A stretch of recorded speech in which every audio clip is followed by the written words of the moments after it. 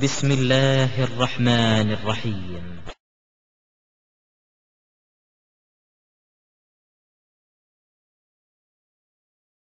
The Holy Bible is the God's word. இன்றைய நாளுக்குரிய தலைப்பு வேதாகமம் தேவனுடைய வார்த்தையா என்பது. If you have posed this question, is the Holy Bible God's word? In a court of law, the only answer. ஒருவேளை நீங்கள் நீதிமன்றத்திலே இதே கேள்வியை நீங்கள் கேட்டால் அதற்கு வருகிற ஒரே பதில், a Bible believing Christian and a Quran believing Muslim would be allowed to give is a yes.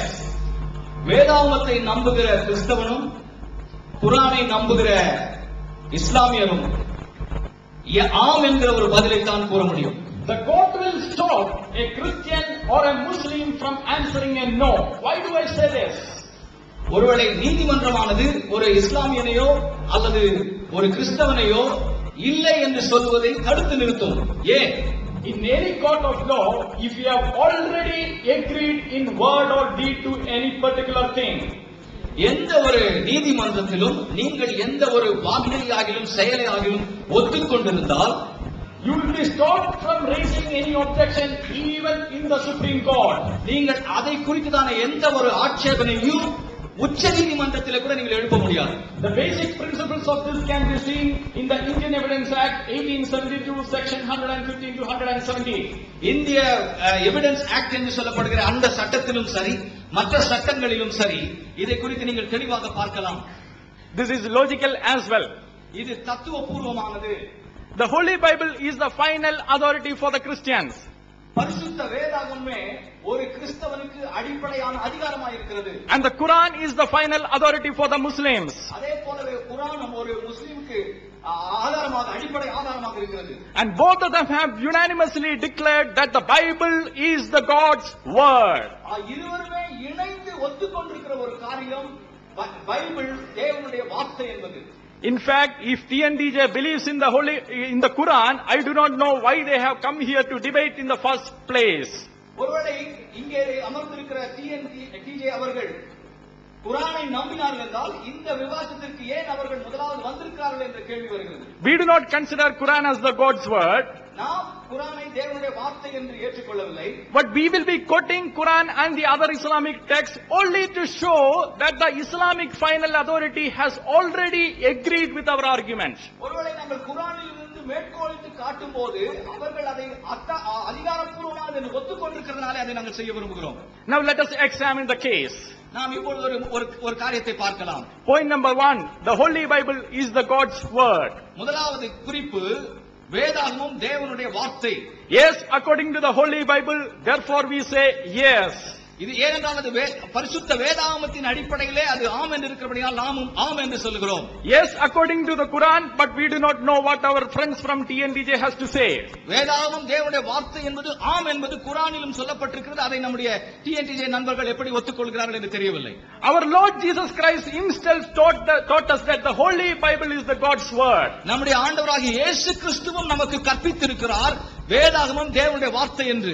Regarding the Old Testament, பழைய ஏற்பாட்டை குறித்து in Matthew chapter 22 verse 31, மத்தேயு 22 அதிகாரம் 31 வசனத்திலே Lord Jesus Christ quoted from Exodus chapter 3 verse 6 and said to the first century Christians, God spoke to you. அங்கே யாத்திராகமம் 3 அதிகாரத்தில் சொல்லப்பட்டிருக்கிற அந்த காரியத்தை முதலாவது நூற்றாண்டு கிறிஸ்தவர்களுக்கு இயேசு கிறிஸ்து சொன்னார், யாவே ஒருவர் என்று சொல்லி. In other words, Jesus confirmed to us that the Old Testament is the God's word. அப்படியானால் இயேசு கிறிஸ்து உறுதியிட்டு சொல்லுகிறார் பழைய ஏற்பாடு தேவனுடைய வார்த்தை என்று சொல்லி. Regarding the New Testament, புதிய ஏற்பாட்டை குறித்து in John chapter 14 verse 26 and John chapter 16 verse 13 to 15, யோவான் 14 அதிகாரம் 26 வசனத்திலும் யோவான் 16 அதிகாரம் 13 15 வசனங்களிலும் Lord Jesus Christ told to his disciples that the Holy Spirit will teach and remind them of everything that he taught. இயேசு கிறிஸ்து தம்முடைய சீஷர்களுக்கு சொல்லி இருக்கிறார், பரிசுத்த ஆவியானவர் தாம் கற்பித்த எல்லாவற்றையும் குறித்து அவர்களுக்கு ஞாபகம் ஊட்டுவார் என்று சொல்லி. Confirming the fulfillment of this promise, இந்த தீர்க்க தரிசன வார்த்தைக்கு நிறைவேறுதல் வண்ணமாக disciples said that they were inspired by the Holy Spirit. சீஷர்கள் சொன்னார்கள் நாங்கள் பரிசுத்த ஆவியினால் ஏவப்பட்டிருக்கிறோம் என்று சொல்லி. In 1 John chapter 4 verse 6, 1 யோவான் 4ஆம் அதிகாரம் 6ஆம் வசனத்திலே Apostle John says that rejecting his teaching is to reject God's word.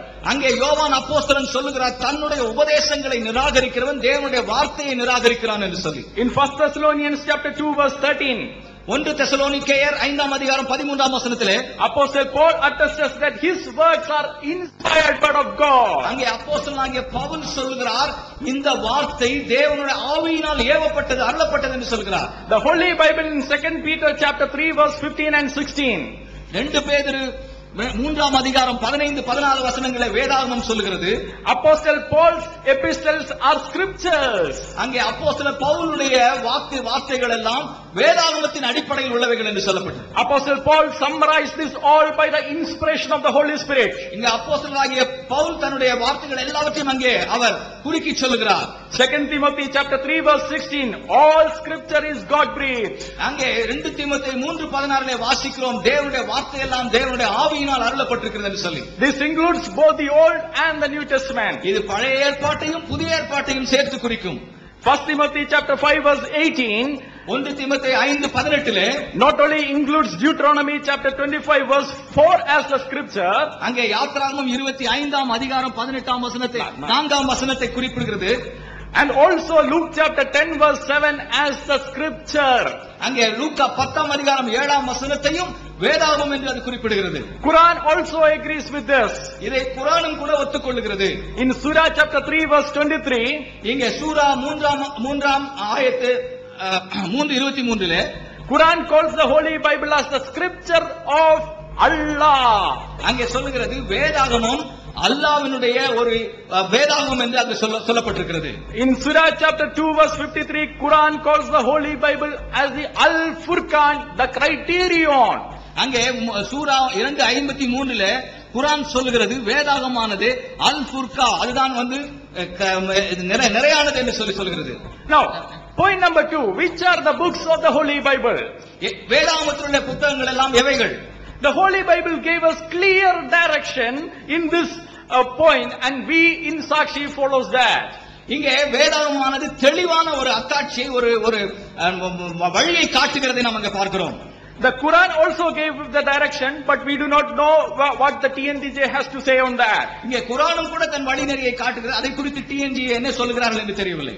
As you know, the Holy Bible is divided into two parts, the Old Testament and the New Testament. உங்களுக்கு தெரியும் வேதாகமானது இரண்டு பகுதியாக இருக்கிறது, பழைய ஏற்பாடு புதிய ஏற்பாடு என்று. The Old Testament, which is the Jewish Bible, and the New Testament, which is a covenant given to the Christians. இங்கே பழைய ஏற்பாடானது யூதர்களுடைய வேதாகமம், புதிய ஏற்பாடு என்பது கிறிஸ்தவர்களுக்கு கொடுக்கப்பட்டிருக்கிற ஒரு உடன்படிக்கை என்று பார்க்கிறோம். The Holy Bible teaches this. பரிசுத்த வேதாகமம் இதை போதிக்கிறது. In Romans chapter 3 verse 1 and 2, ரோமர் 3ஆம் அதிகாரம் 1-2 வசனங்களிலே, and in Romans chapter 9 verse 45, ரோமர் 9ஆம் அதிகாரம் 45ஆம் வசனத்திலே very clearly teaches that the Old Testament was given to the Jews. அங்கே தெளிவாக எழுதப்பட்டிருக்கிறது பழைய ஏற்பாடு யூதர்களுக்கு கொடுக்கப்பட்டிருக்கிறது என்று. And the Jews divided the Old Testament into three parts.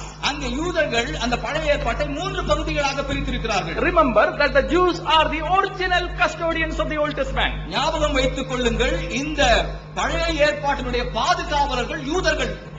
And those three parts had exactly the 39 books that we hold today. அந்த மூன்று பகுதிகளும் உள்ளடக்கிய அந்த 39 புத்தகங்களை தான் இன்றைக்கு நாம் வைத்துக் கொண்டிருக்கிற வேதாகமத்தில் இருக்கிறது. In fact, our Lord Jesus Christ confirmed these three divisions in Luke chapter 24 verse 44 when he divided the Old Testament into three divisions. அங்கே பழைய ஏற்பாடு மூன்று பகுதிகளாக பிரிக்கப்பட்டிருக்கிறது என்பதை நம்முடைய ஆண்டவராகிய இயேசு கிறிஸ்து லூக்கா எழுதின சுவிசேஷம் 24ஆம் அதிகாரம் 44ஆம் வசனத்திலே உறுதிப்படுத்துகிறதை நாம் பார்க்கிறோம். Now regarding the New Testament also, the Holy Bible is clear.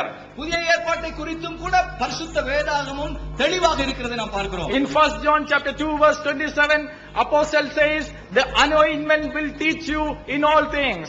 எங்கே 1 யோவான் 2ஆம் அதிகாரம் 27ஆம் வசனத்திலே இங்கே பரிசுத்த ஆவியானவர் எல்லாவற்றையும் உங்களுக்கு பரிசுத்த ஆவியோட அபிஷேகம் எல்லாவற்றையும் உங்களுக்கு போதிக்கும் என்று சொல்கிறார். And the Holy Spirit has guided the Christians to confirm that the 27 books of the New Testament as the scriptures. அங்கே பரிசுத்த ஆவியானவர் சீஷர்களுக்கு உறுதிப்படுத்தி சொன்னார் 27 புத்தகங்களும் தேவனுடைய வேதாகமம் என்று இறைவாக்கு என்பதை அங்கே உறுதிப்படுத்தி இருக்கிறார். In fact, Quran also gives this direction. இதைத்தான் குர்ஆனும் சொல்லுகிறது என்று சொல்லி நீங்கள் பார்க்கலாம். In Surah chapter 40 verse 53 and in Surah chapter 45 verse 16 and 17, சூரா 40:53 மற்றும் சூரா 45:16-17 it very clearly says that it was the Jews who received the revelation. அங்கே யூதர்கள் தான் இந்த வெளிப்பாட்டை பெற்றிருக்கிறார்கள் என்று சொல்லி தெளிவாக சொல்லப்பட்டிருக்கிறது. In Surah chapter 5 verse 43 to 48, Sura 5:43-48 it very clearly says that the Torah was given to the Jews and the Injil was given to the Christians. அங்கே தெளிவாக சொல்லப்பட்டிருக்கிறது என்னவென்றால்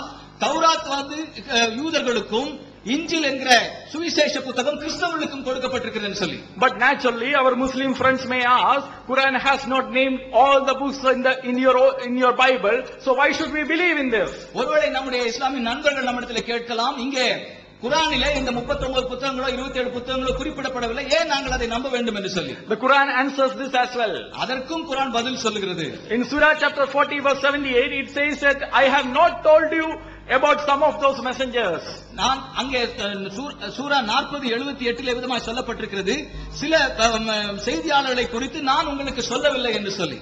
If a Muslim wants to know about the Holy Bible, he should consult the Jews regarding the Old Testament and the Christians regarding the New Testament, and the case is settled. அங்கே ஒரு முஸ்லிம் தனக்கு சந்தேகம் இருக்குமானால் பழைய ஏற்பாட்டை குறித்து யூதர்களிடத்திலும் புதிய ஏற்பாட்டை குறித்து கிறிஸ்தவர்களிடத்திலும் கேட்க வேண்டும் என்று சொல்லப்பட்டிருக்கிறது. அது எல்லாவற்றுக்கும் முடிவாக இருக்கிறது. Now the third point, மூன்றாவது குறிப்பு, is the Holy Bible corrupted? வேதாகமம் கரைப்படுத்தப்பட்டிருக்கிறதா? No, says the Holy Bible, therefore knows according to us. இல்லை என்று சொல்லி வேதாகமம் சொல்லுகிறது, ஆகவே நாமும் அதைத்தான் ஒத்துக்கொள்கிறோம். No, says the Quran as well, but we do not know what our friends from TNDJ has to say. குர்ஆனும் அதைத்தான் சொல்லுகிறது, நம்முடைய TNDJ நண்பர்கள் என்ன சொல்கிறார்கள் என்று நாம் பார்க்கணும். Prophets after prophets, teachers after teachers have attested and confirmed the Holy Bible. தீர்க்கதரிசிகளுக்கு அப்புறம் தீர்க்கதரிசிகள், போதகர்களுக்கு அப்புறம் போதகர்கள் எல்லாரும் கூட இந்த வேதாகமத்தை அவர்கள் உறுதிப்படுத்தி இருக்கிறதை நாம் பார்க்கலாம். For example, உதாரணமாக in Daniel chapter 9 verse 11, Daniel 9:11 prophet Daniel read the Torah.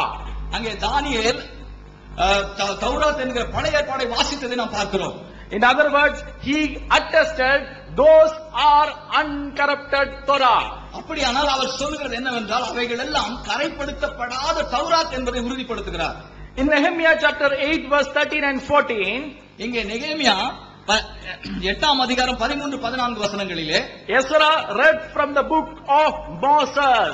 மோசேயின் புத்தகத்திலிருந்து எஸ்ரா வாசித்தார் என்று சொல்லி நாம் பார்க்கிறோம். In other words, Ezra attested the reliability of Torah. அங்கே தௌராத்தினுடைய நம்பகத்தன்மையை அங்கே எஸ்ரா உறுதிப்படுத்துகிறதை நாம் பார்க்கிறோம். If you include such references, citations or allusions in the Old Testament, இந்த வேதாகமத்தை குறித்த காரியங்களை குறித்த குறிப்புகளை எல்லாம் நாங்கள் ஒன்று சேர்த்தால், there are at least over 550 such references in the Holy Bible. 500க்கும் மேற்பட்ட மேற்கோள்கள் வேதாகமத்தை குறித்து பழைய ஏற்பாட்டை குறித்து குறிக்கப்பட்டிருக்கிறது நாம் பார்க்கலாம். Prophets after prophets, teachers after teachers have confirmed to us that this Bible is the uncorrupted word of God, and we stand by that. அங்கே தீர்க்கதரிசிகளுக்கு அப்புறம் தீர்க்கதரிசிகள், போதகர்களுக்கு அப்புறம் போதகர்கள் அத்தனை பேருமே இந்த வேத புத்தகமானது கரைப்படுத்தப்படாத புத்தகம் என்பதை உறுதிப்படுத்தி இருக்கிறார்கள். Above all, our Lord Jesus Christ attested the reliability of the scriptures when he said in Matthew chapter 5 verse 17 to 19. இங்கே இந்த வேதாகமானது கரைப்படுத்தப்படவில்லை என்பதை நம்முடைய ஆண்டவராகிய இயேசு கிறிஸ்துவும் கூட மத்தேயு 5:17-19 வசனங்களில் உறுதிப்படுத்தி இருக்கிறதை நாம் பார்க்கலாம். In fact, in John chapter 10 verse 34, யோவான் 10:34 the Lord Jesus Christ quoted Psalms 82:6. அங்கே சங்கீதம் 82:6 இயேசு கிறிஸ்து மேற்கோள் காட்டியிருக்கிறார். And said scripture cannot be broken. அங்கே வேதாகமானது முறிக்கப்பட முடியாது, உடைக்கப்பட முடியாது, மாற்றப்பட முடியாது என்பதை சொல்லுகிறார். In other words, Jesus, our Lord Jesus Christ, attested this scripture as uncorrupted, and therefore we accept it without questions. யாகவே இங்கே இயேசு கிறிஸ்துவே இந்த வேத புத்தகமானது மாற்றப்பட முடியாதது, கரைப்படுத்த முடியாது என்பதை உறுதிப்படுத்தி இருக்கிறபடினாலே நாமும் அதையே சொல்லுகிறோம், இந்த வேத புத்தகம் கரைப்படுத்தப்படவில்லை என்று. Further, we have the writings of the church fathers. மேலும் நமக்கு நம்முடைய சபை, நம்முடைய திருச்சபையினுடைய பிதாக்கள் அவர்கள் எழுதின புத்தகங்களும் நம்மிடத்தில் இருக்கிறது. For example, உதாரணமாக the church father Irenaeus writing in AD 180, கிபி 180வது ஆண்டிலே இரேனியஸ் என்கிற ஒரு சபை பிதா எழுதுகிறார். he quotes or alludes from most of the New Testament books. அங்கே புதிய ஏற்பாட்டில் இருக்கிற अनेक புத்தகங்களை அவர் மேற்கோள் காட்டி எழுதுகிறார். Many a times he not only quotes those scriptures by citing the name, அவர் பெயரை குறிப்பிட்டு அந்த புத்தகங்களை அவர் மேற்கோள் காட்டுவது மட்டுமல்லாமல் he identifies its authors, அதனுடைய எழுத்தாளர்களையும் அவர் அடையாளப்படுத்துகிறார், and calls them as scripture. அவைகளை வேதாகமம் என்று சொல்லி அவர் அழைக்கிறார். AD 180, கிபி 180வது ஆண்டில் there are at least over 700 such references, citations or allusions in the writings of church father Irenaeus. Irenaeus அவர்கள் எழுதிய அந்த புத்தகங்களிலே 700க்கும் அதிகமாக வேதாகமத்தை குறித்த குறிப்புகள், மேற்கோள்கள் இருக்கிறதை நாம் பார்க்கலாம். If you compare the quotations of church father Irenaeus with our current New Testament, it is exactly the same. நீங்கள் அவர் ஐரேனியஸ் அவர்கள் எழுதிய அந்த புத்தகத்தையும் நாம் வைத்திருக்கிற வேதாகமத்தையும் நாம் ஒப்பிட்டு பார்த்தால் அவைகள் எல்லாம் ஒன்று போல இருக்கிறதை நாம் பார்க்கலாம். But it is only a party of Muslim preachers. ஒருவேளை இங்கே இருக்கிற நம்முடைய இஸ்லாமிய போதகர்களுடைய குழுவினர் தான் Some eminent scholars, some eminent preachers among the Muslims, முஸ்லிம்கள் மத்தியில் இருக்கிற நன்கு கல்வி கற்றறிந்தவர்கள் for some reasons misleads the Muslims in this. இந்த காரியத்திலே சில இஸ்லாமியர்களை அவர்கள் தவறாக வழிநடத்தி கொண்டிருக்கிறார்கள். For example, for preparing this debate, I was reading onlinepj.com. நான் இந்த விவாதத்திற்காக onlinepj.com என்கிற அந்த இணையதளத்தை வாசித்துக் கொண்டிருந்தேன். In that website, it says that the previous scriptures are corrupted, and the references that are given are Surah chapter 2 verse 75 and 79. இங்கே அந்த இணையதளத்தில் நான் வாசித்த காரியம் என்னவென்றால், வேதாகமத்தினுடைய புத்தகங்கள் எல்லாம் கரைப்படுத்தப்பட்டிருக்கிறது, அதற்கு ஆதாரம் என்று சொல்லி சூரா 2:75 79 அவர்கள் குறிப்பிடுகிறார்கள். Surah 3:78, Sura 3:78, Surah 4:46, Sura 4:46, Surah 5:13 and 41. அங்கே சூரா 5:13-41. These verses are cited from the Quran, and it's argued that the previous scriptures are corrupted. இங்கே அந்த இவைகளின் அடிப்படையில் முந்தைய வேதாகமங்கள் எல்லாம் கரைப்படுத்தப்பட்டிருக்கிறது என்று சொல்லி அங்கே விவாதிக்கிறார்கள். Since Janab P.J. Sar is an eminent scholar, அங்கே ஜனாப் P.J. சார் அவர்கள் மிகச் சிறந்த ஒரு கல்வியாளர். I with a great curiosity read these portions. இதை நான் வாசிக்கும் போது எனக்குள்ள ஒரு பெரிய ஒரு கேள்வி எழுந்தது. But when I read that, நான் அதை படித்த போது they don't say like that. They do not say like that. அவர்கள் அவிதமாக சொல்லவில்லை. For example, உதாரணமாக if you read Surah chapter 3 verse 78, இங்கே சூரா 3:78 வாசித்தால் it speaks about the alteration with the tongue. அங்கே நாக்கிலே ஏற்படுகிற புரளை குறித்து அங்கு சொல்லப்படும், முரண்பாடை குறித்து சொல்லப்பட்டிருக்கிறது, and not the corruption with the book. அங்கே புத்தகத்திலே ஏற்பட்டிருக்கிற கரையை குறித்து அங்கே சொல்லப்படவில்லை. Now if P.J. Sir, Janab P.J. Sir still thinks that it is a textual corruption, ஒருவேளை இப்பொழுது ஜனாப் P.J. அவர்கள் அது எழுத்திலே ஏற்பட்டிருக்கிற ஒரு கரை என்று நினைப்பார்களானால், let him answer this question. இந்த கேள்விக்கு அவர் பதில் சொல்லட்டும். In the same surah, in the same chapter, அதே ஆயத்து அதே சூராவிலே விதமாய் சொல்லப்பட்டிருக்கிறது. Surah chapter 3:93, அங்கே 3:93 சொல்லப்பட்டிருக்கிறது. it says, say, bring the Torah and recite it if you should be truthful. அங்கே என்ன சொல்லப்பட்டிருக்கிறது என்றால், தௌராத்தை எடுத்து வந்து அதை நீ ஓது என்று சொல்லி. Is Allah asking the Jews to recite a corrupted text? ஒருவேளை அல்லாஹ் யூதர்களை வந்து கரைப்படுத்தப்பட்ட மாற்றப்பட்ட ஒரு வேதாகமத்தையா கொண்டு வந்து ஓத சொல்லுகிறார்? Now let us take another verse. இன்னொரு வாக்கியத்தை பார்க்கலாம். Surah chapter 4 verse 46. Sura 4:46 Again, it speaks about twisting with the tongue and not the corruption in the book. அங்கே நாக்கு புரளுவதை குறித்து தான் அங்கே சொல்லப்பட்டிருக்க ஒழிய வேதாகமத்தில் ஏற்பட்டிருக்கிற கரையை குறித்து மாற்றத்தை குறித்து சொல்லப்படவில்லை. Now let us take another verse. இன்னொரு வாக்கியத்தை நம்ம வாசிக்கலாம். Surah 5:13 and 41. சூரா 5:13-41 வாசிக்கலாம். Again, it speaks about the distortion in usage, but not the corruption in the book. அங்கே உபயோகப்படுத்துகிற விதத்தில் ஏற்பட்டிருக்கிற மாற்றங்களை குறித்து தான் சொல்லப்பட்டிருக்க ஒழிய இந்த வேதாகமம் மாற்றப்பட்டிருக்கிறது என்பதை குறித்து சொல்லப்படவில்லை. If Janab PJs are still doubts it, ஒருவேளை ஜனாப் பிஜே அவர்கள் இன்னும் அவர்களுக்கு சந்தேகம் இருக்குமானால், probably as a scholar he can answer the following questions. அவர் ஒரு அறிஞராக இருக்கிறபடினால இந்த கேள்விகளுக்கு அவர் பதில் சொல்லட்டும். In Surah chapter 5 verse 43 and 44, Sura 5:43-44 Allah asks us, அங்கே அல்லாஹ் அழைக்கிறார், why should the Jews come to Hazrat Muhammad when they have the Torah with them? அவர்களிடத்திலே தௌராத் என்கிற அந்த வேதாகம் இருக்கும்போது ஏன் முகமதுவிடத்திலே வருகிறார்கள் யூதர்கள் என்று சொல்லி கேட்கிறார். And then Allah asks the Jews to judge by the Torah that they have. அவர்கள் அப்போ பிற்பாடு அல்லாஹ் சொல்லுகிறார், யூதர்கள் தங்களிடத்தில் இருக்கிற அந்த தௌராத்தின் அடிப்படையில் அவர்கள் நியாயம் தீர்க்கும்படியாக சொல்கிறார். If Torah is already corrupted, will Allah ask the Jews to judge by that Torah? இங்கே அவங்க கொடுக்கப்பட்ட அந்த தௌராத் என்ற புத்தகம் ஏற்கனவே அது கரைப்படுத்தப்பட்டிருந்தால் அல்லாஹ் யூதர்களை அந்த கரைப்படுத்தப்பட்ட வேதாகமத்தின் அடிப்படையில் நியாயம் தீர்க்க சொல்லுவாரா? Or question number 3. மூன்றாவது கேள்வி.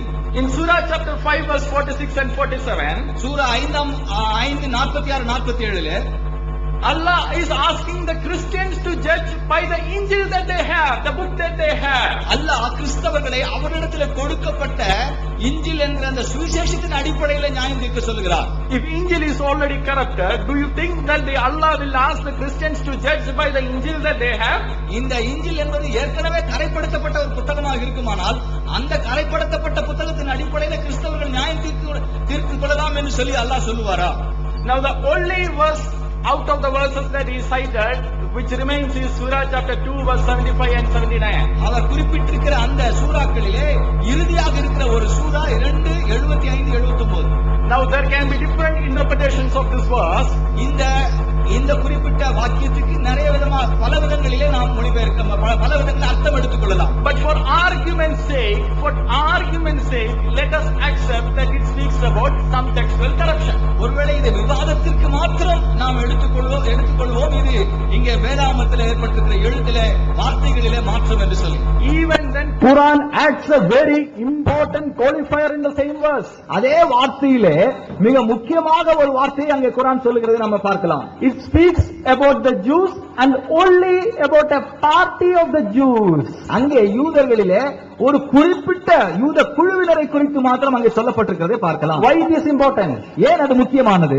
It is not speaking about the Christians. அது கிறிஸ்தவர்களை குறித்து சொல்லவில்லை. It is not even speaking about the entire Jews. அது முழு யூதர்களை குறித்தும் அது சொல்லவில்லை. Now you might think that I am interpreting the text on my own. No. நான் இதை என்னுடைய சொந்த அடிப்படையில் நான் இதை அர்த்தம் கொள்கிறேன் என்று சொல்லி நீங்கள் நினைக்கலாம். இல்லை, அப்படி இல்லை.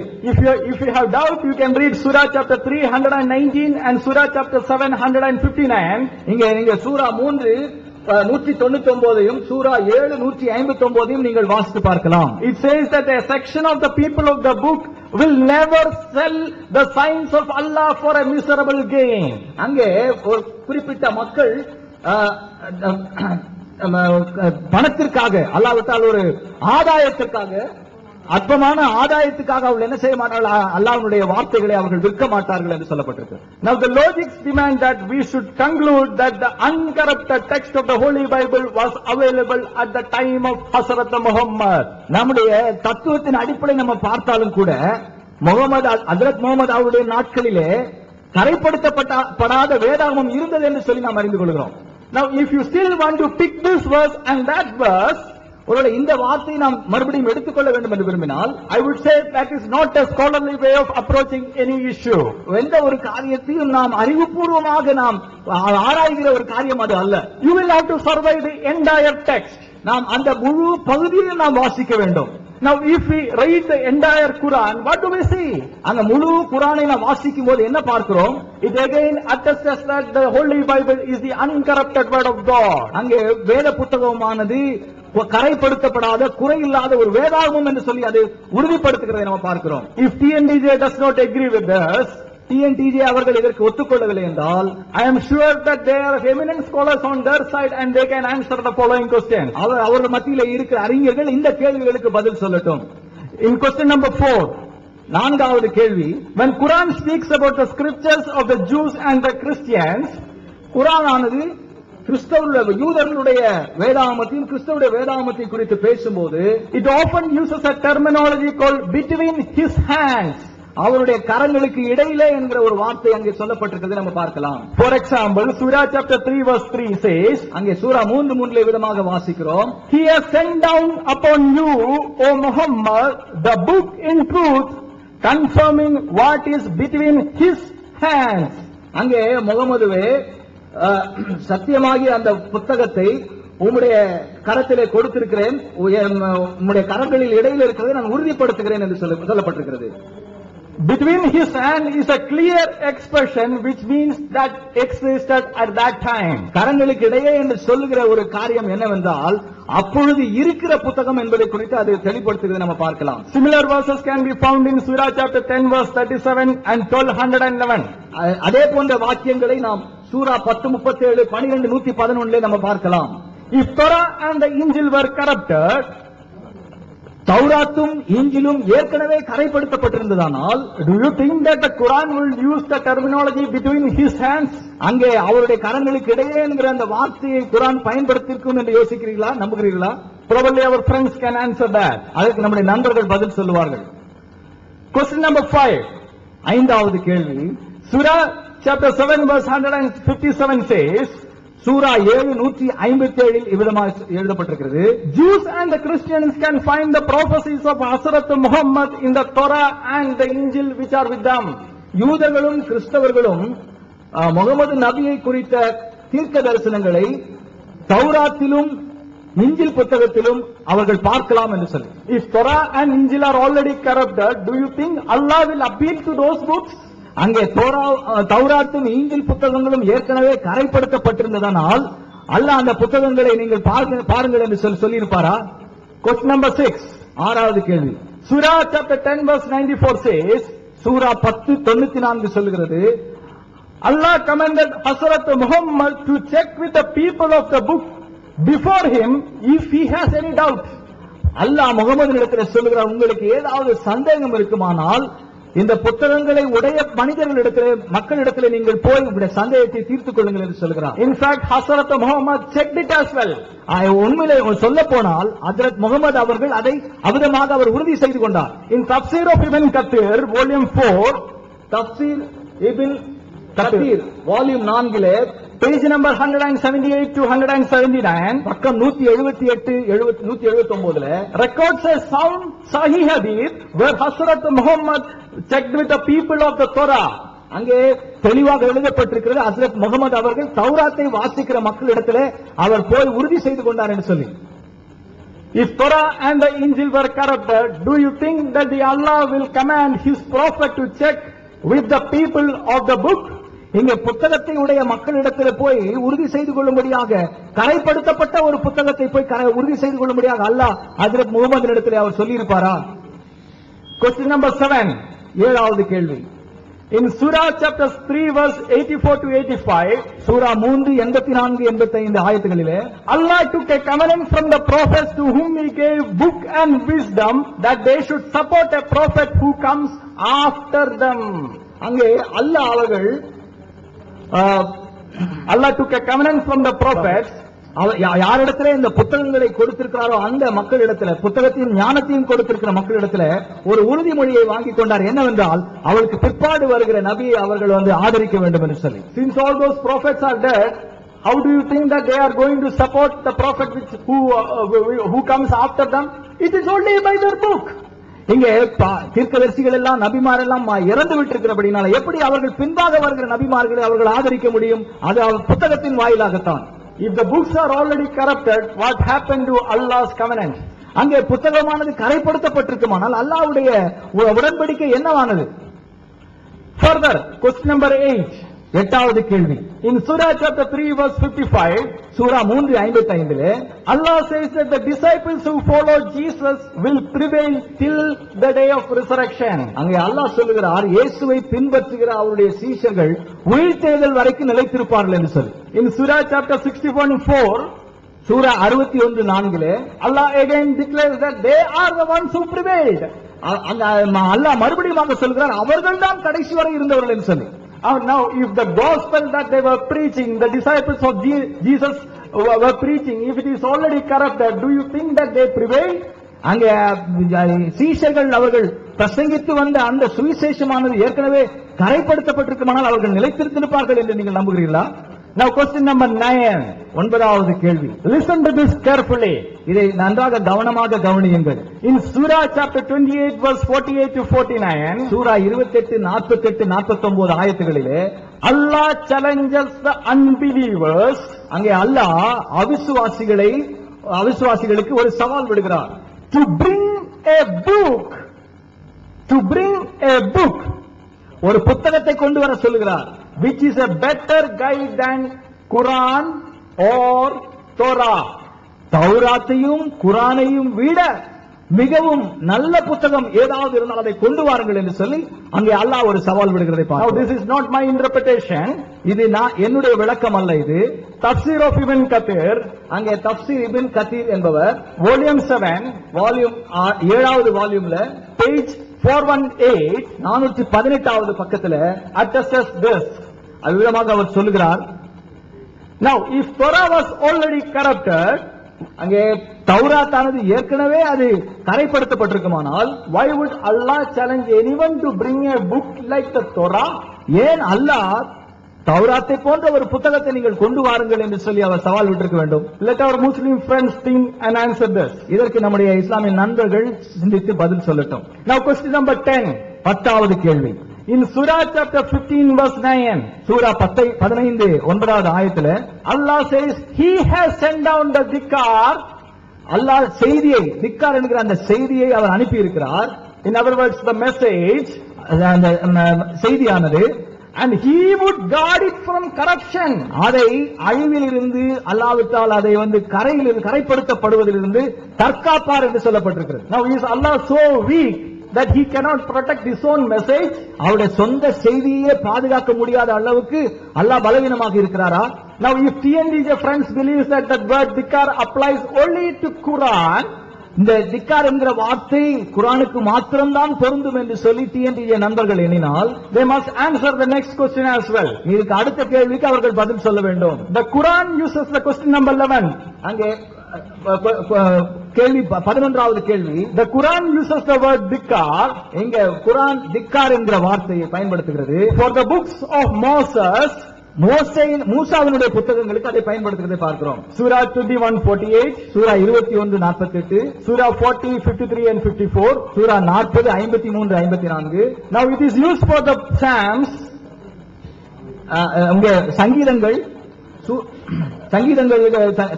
குறித்து சூரா chapter 21 verse 105, 105 சங்கீதங்களை குறித்து குறிப்பிடுகிறது. Now the same word has been used for the scripture that is given to the Jews and the Christians. யூதர்களுக்கும் கிறிஸ்தவர்களுக்கும் கொடுக்கப்பட்ட வேதாகமத்தை குறித்தும் சொல்லப்பட்டிருக்கிறது. சூரா chapter 16:43, சூரா 14:43 and சூரா 21:7, சூரா 21:7.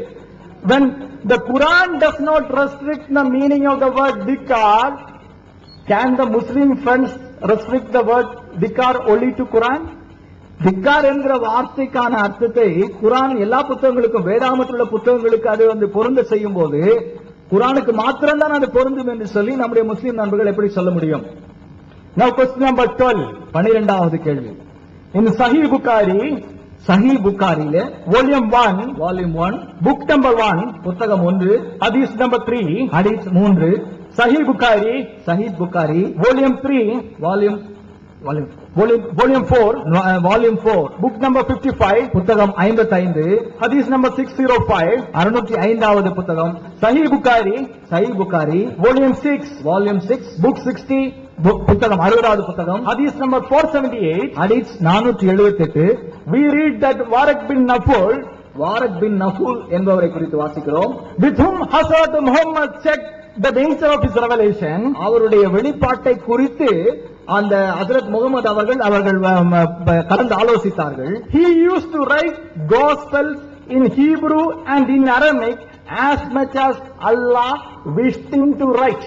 அவர் சுவிசேஷத்தில எபிரேய மொழியில சுவிசேஷத்தையும் அரபி மொழியிலும் சுவிசேஷத்தை எழுதுவதற்கு அல்லாஹ் எவ்விதமாக சொன்னார் அவ்விதமாக அவர் எழுதினார் என்று சொல்லி பார்க்கிறோம். Now was he writing a corrupted gospel? அவர் ஒரு கரைப்பட்ட அல்லது மாற்றப்பட்ட ஒரு சுவிசேஷத்தை எழுதுகிறாரா? If so, why is Allah prompting him to write? ஏன் அப்படி என்னால் அல்லாஹ் அவரை எழுதும்படியாக தூண்டுகிறார்? Now question number 13. 13வது கேள்வி. In Sunnah Abu Dawud, Sunan அபுதாவுதுல புக் நம்பர் 38 38வது புத்தகம் ஹதீஸ் நம்பர் 4434 ஹதீஸ் நம்பர் 4434 ஹஸரத் Muhammad asked the Jews to bring a Torah. அங்க ஹஸரத் முஹம்மது அவர்கள் யூதர்களிடத்திலே தௌராத் புத்தகத்தை கொண்டு வரும்படி சொல்கிறார். When the Jews brought the Torah, அந்த தௌராத் புத்தகத்தை யூதர்கள் கொண்டு வந்தபோது ஹஸரத் Muhammad placed it on a cushion. அங்க இருக்கிற ஒரு குஷன்ல அங்கே ஹஸரத் முஹம்மது அவர்கள் அதை வைத்தார்கள் என்று பார்க்கிறோம். And he said, அதை விதமாக சொன்னார், I believed in thee and in who revealed thee. நீ சொன்னவற்றை நான் விசுவாசிக்கிறேன், நீ வெளிப்படுத்தினவற்றையும் நான் விசுவாசிக்கிறேன் என்று சொல்கிறார், நம்புகிறேன் என்று சொல்கிறார். Now Tafsir of Ibn Kathir, Tafsir Ibn Kathir, volume 3, மூன்றாவது வால்யூம், page number 181 to 182, பக்கம் 181 182, which is not only written by one of the best commentators of the Quran in the entire history, சரித்திரத்திலேயே மிகவும் சிறப்பான கருத்துரையாளரால் எழுதப்பட்ட குரானை குறித்து எழுதப்பட்ட அந்த கருத்துரையாளர்ல but vetted out by 10 modern day scholars, அதை உறுதிப்படுத்தின 10 நவீன கால அறிஞர்களாலே they agree that this hadith is a sahih hadith. இது சாஹி அவர்களால் எழுதப்பட்ட ஹதீஸ் தான் என்பதை அவர்கள் உறுதிப்படுத்தியிருக்கிறார்கள். Now do you think if Torah was corrupted, நீங்கள் தௌராத்தானது பழைய ஏற்பாடானது கரைப்படுத்தப்பட்டது என்று சொல்லி நம்புவீர்களானால், do you think that the Hazrat Muhammad will ask the Jews to bring the Torah? ஹஜ்ரத் முகமது அவர்கள் இந்த தௌராத் புத்தகத்தை கொண்டு வரும்படியாக யூதர்களிடத்தில் சொல்லி இருப்பாரா? And do you think that he will place it on a cushion and say that I believed in thee and in who revealed thee? அதை ஒரு பஞ்சனையிலே வைத்து நான் இதை நம்புகிறேன் என்று சொல்லி அவர் சொல்லியிருப்பாரா? At least we must agree that the Holy Bible that existed at the time of Hazrat Muhammad was the uncorrupted Holy Bible. ஆகவே ஹஸ்ரத் முகமது காலத்திலே இருந்த பழைய ஏற்பாடு வேதாகமானது கரைப்படுத்தப்படாத புத்தகமாக இருந்தது என்பதை நாம் ஒத்துக்கொள்ளதான் வேண்டும். Question number 14, 14வது கேள்வி. Now if the corruption has ever occurred, ஒருவேளை இந்த வேதாமம் கரைப்படுத்தப்பட்டிருக்கும் என்று நம்புவோமானால், when did it occur? Before or after Hazrat Muhammad? இது எப்பொழுது நடைபெற்றது? ஹஜ்ரத் முகமதுக்கு முன்பதாகவா அல்லது அவருடைய காலத்துக்கு பிற்பாடா? Now as I said at the beginning, until our friends from TNDJ answers these questions, என்னுடைய கேள்விகளுக்கு நம்முடைய TNDJ நண்பர்கள் பதில் சொல்லுகிற வரைக்கும் no court on the face of the earth will allow them to raise a single objection against the Holy Bible.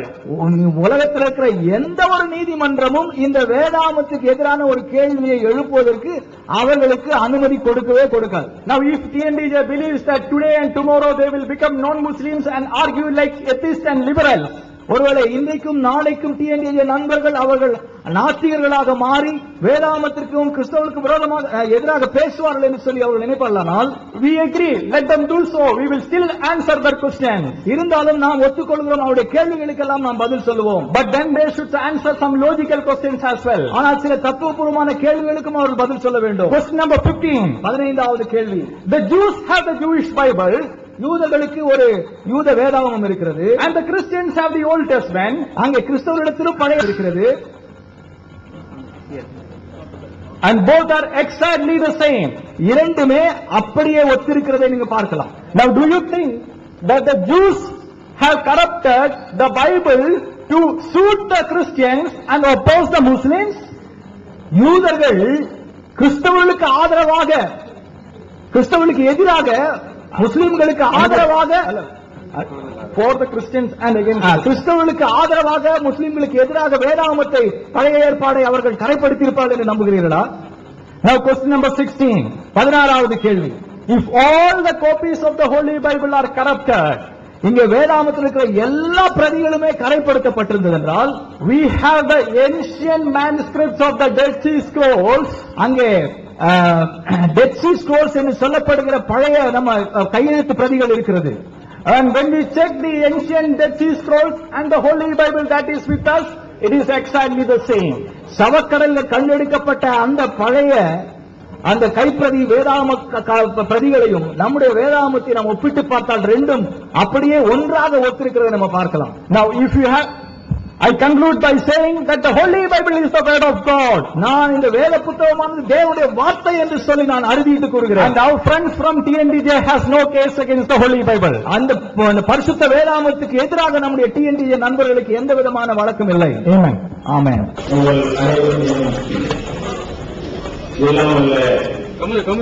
இறைவனின் சாந்தியும் சமாதானமும்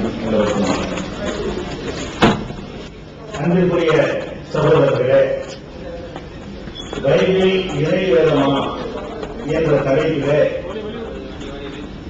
நாம் உபதேசம் பண்ணுவதற்காக இங்கே கூறியிருக்கவில்லை, விவாதம் பண்ணுவதற்காக நாம் கூறியிருக்கிறோம். விவாதம் என்று சொன்னால் அது இறைவேதம்தான் என்பதை அதற்குரிய காரணங்களோடும் சான்றுகளோடும் எடுத்து காட்டி இது இறைவேதம்தான் என்று நிரூபிக்க வேண்டும். இவர்கள் எப்படி எதிர்த்தரப்பினர்கள் நிரூபித்திருக்கிறார்கள்?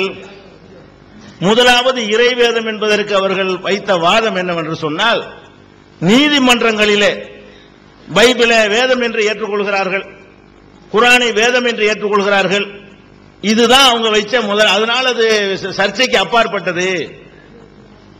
இது முதல்ல நீதிமன்றத்தை பற்றி கூட அவர்களுக்கு போதுமான அது விளக்கம் இல்லை என்று தெரிகிறது. நீதிமன்றங்கள்ல அவரவர்கள் எதை வேதம் என்று நம்புகிறார்களோ அதன் மீது சத்தியம் செய்ய சொல்வார்கள். பகவத்கீதை நம்புறவன அதுல சத்தியம் செய்ய சொல்வார்கள். குர்ஆன நம்புறவன நான் சொல்றது உண்மை என்று அதுல சத்தியம் செய்ய சொல்வார்கள். கிறிஸ்தவர்கள் பைபிளை நம்பினா பைபிள்ல சத்தியம் செய்ய சொல்வார்கள். எதுலையும் எனக்கு நம்பிக்கை இல்லை என்று சொன்னால் மனசாட்சியின் மீது சத்தியம் செய்யறேன் என்று சொல்ல சொல்வார்களே தவிர நீதிமன்றங்கள்லாம் ஏற்றுக்கொண்டது இது ஆதாரம். அப்ப பகவத்கீதையும் வேதம், அது மாதிரி குருத்வாராக்கள் வச்சிருக்கிறாங்களே கிரந்த சாஹிப், அது வேதம், அவனுக்கு வேதம், இது ஆதாரம். நாம எதை ஏற்றுக்கொள்றோமோ அதுல சத்தியம் செய்ய என்று சொல்வது, அவன் நம்புகிற விதத்தில் சத்தியம் செய்ய சொன்னா பயப்படுவான் என்பதற்காக நீதிமன்றங்கள்ல ஒரு நடைமுறை வைத்திருக்கிறார்கள் என்பது பைபிள் இறைவேதம் என்பதற்கு பெரிய ஆதாரம். எவ்வளவு பெரிய ஒரு விவாத களத்தில் வைத்துக் கொண்டு ஒரு அறிவுபூர்வமான விஷயங்களை சொல்லணுமா இல்லையா? இது முதலாவது வாதமாக எடுத்து வைத்தார். சொல்லுங்க. அஸ்ஸலாமு அலைக்கும் வரஹ்மத்துல்லாஹி வபரகாத்துஹு. My dear brothers and sisters, may Almighty God's peace, blessings and mercy be on all of you. Today we have gathered for an historic debate. Is the Bible God's word? First of all, we should know that this is not something which is an advice to the people. We have not come for that purpose. We have come to know about the subject. If this is a debate, if it's a conversation and advice, that's a different thing. And the first thing, the first proof we have taken is that they are referring to the courts, that in the courts they have agreed that the Bible, Quran and Bhagavad Gita as the truly words of God. I think they don't know much about the code and the laws, because in the code, for a Hindu, they know that Bhagavad Gita is the book of God for them, and for a Muslim, they know Quran is the word, and for the Christian, everyone knows, including the code and the laws, that for them, as a common, it is the book of God, the Bible. See, for a person who has no religion, for him, it's a conscience. It's a conscience. See, for a Muslim, they will ask to do the sovereign, the promise on the Quran. For the Hindu, they will do it on the Bhagavad Gita. For the Christian, they will naturally ask to do it on the Bible. And for the person who has no religion, they will just say that, speak on your conscience. Have a promise on that and then speak. See, is this a debate? I mean, is this a point of a debate? This is not correct according to their points. அடுத்ததாக எந்த நீதிமன்றங்கள்லையும் குரானும் பைபிளும் வேதம் இல்லைன்னு வழக்கு போட முடியாது, பகவத்கீதையும் போட முடியாது. உணர்வு சம்பந்தமான விஷயங்கள்ல நீதிமன்றங்கள் வழக்கு எடுத்துக்கொள்ள மாட்டார்கள். ரஷ்யாவிலே போட முடியல. பகவத்கீதைக்கு எதிராக ஒரு வழக்கு போட்டதுனால ரஷ்யாவிலே அந்த வழக்கை எடுத்துக்கொள்ளாத ஒரு நிலைமையை பார்க்கிறோம். இது ஆதாரம் கிடையாது. முதல் வழங்கிக் கொள்ளுங்க. எந்த ஒரு ஆதாரத்துக்கும் நிக்காது. ஃபர்ஸ்ட். ரெண்டாவது என்ன சொல்றாருன்னு கேட்டா, பைபிளை வைத்துக்கொண்டு அதுல சொல்லி இருக்கிறான் இறைவேதம் சொல்லி. ஆதாரம் என்ன? ஒருத்தனை திருடன் என்று சொல்லி நீதிமன்றத்தை நிறுத்தி விடுகிறார்கள். நிறுத்தின அவன் சொல்றான், நான் திருடன் இல்ல. என்னப்பா ஆதாரம்? நான் சொல்றேன் அதான் ஆதாரம். ஒரு திருடன் குற்றச்சாட்டுக்கு சுமத்துனா அவன் திருடன் இல்லன்னு அவனே சொல்லிக்கிட்ட ஆதாரம் ஆகுமா? பைபிள் தான் இறைவேதம் இல்லைங்கிறோம், அது சொல்லுதான் இறைவேதம். இது எங்கேயாவது ஏத்துக்குவாங்களா? பைபிளே சொல்லுதான், மத்தேயுல சொல்லுது, யோவான்ல சொல்லுது, நிறைய நம்பர்கள் சொன்னாரு. அதெல்லாம் பைபிள் சொல்லிக் கொள்கிறது. அதான இறைவேதம் இல்லைங்கிறோம். எதை இறைவேதம் இல்லை என்று நாங்கள் சொல்கிறோமோ அதை ஆதாரமா காட்டி அது இறைவேதம்ங்கிறாரு. பைபிள் இறைவேதம் என்றால் வெளி காரணத்தை வைத்து சொல்ல வேண்டும். நீங்க உபதேசம் உங்க மக்கள் மத்தியில் செய்யற உபதேசம் மாதிரி மத்தேயுல இருக்கு, லூக்காவுல இருக்குன்னா அதான பொய்ங்கிறோம், அதுதானே வேதம் இல்லைங்கிறோம், அதுதானே மனித கற்பனைங்கிறோம். அப்ப ஒருத்தன் தனக்குத்தானே சாட்சி சொல்லிக் கொண்டால் ஆதாரமாகுமா? பைபிள் இறைவேதம் என்பதற்கு எதை காட்டணும்? அது ஏற்கத்தக்க காரணங்களை சொல்லி, இந்த பாருங்க இது இறைவேதத்திலான இருக்கும், மனித வார்த்தை இப்படி இருக்குமா அப்படிங்கிற மாதிரி ஆதாரங்களை அள்ளி போட்டா தான் அது பைபிள் இறைவேதம் என்பது நிரூபணமாகுமே தவிர, நீங்கள் எதை இறைவேதம் இல்லைன்னு நாங்க சொல்றோமோ அதுலயே சொல்லி இருக்குங்கிறீங்க. இது என்ன வாதம்? ரெண்டாவது பாயிண்ட் அப்படி சொல்லி இருக்கிறீங்க. நம்பர் தான் நிறைய இருக்குது, பதில் 2 வரைக்கும் தான் இருக்கிறது.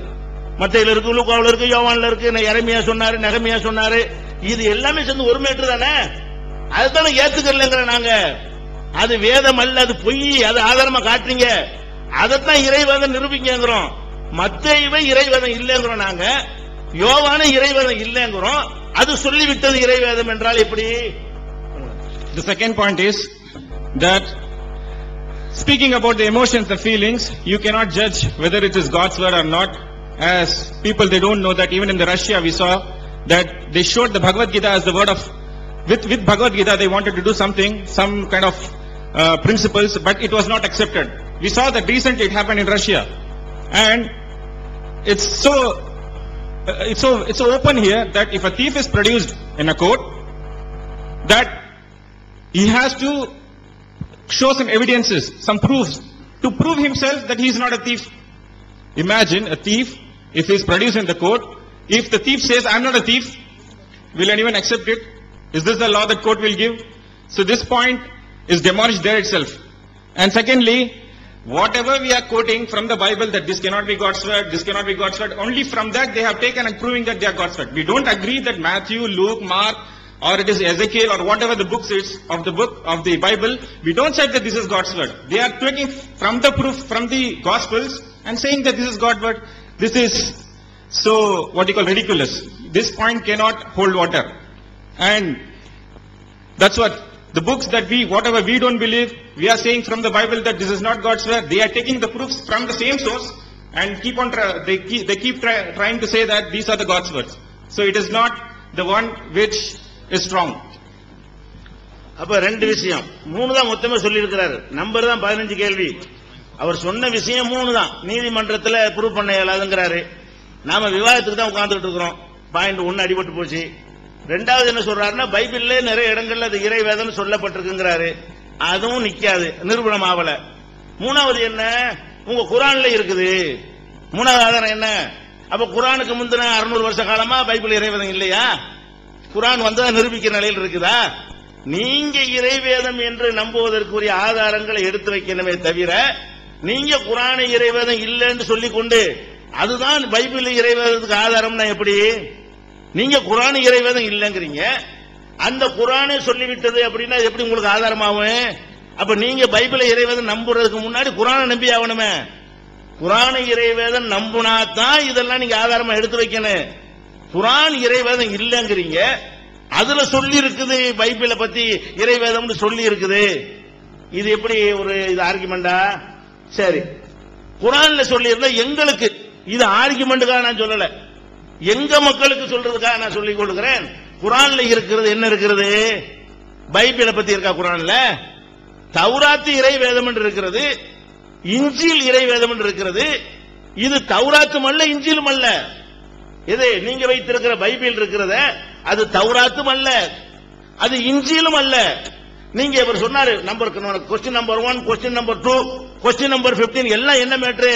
தௌராத்தை பத்தி குர்ஆன்ல இருக்குது, இஞ்சில பத்தி இருக்கிறது. இதான் வசனங்கள். நம்பர் தான் கொஸ்டின் நம்பர் வருதே தவிர எல்லாத்துலயும் மேட்ரு என்ன?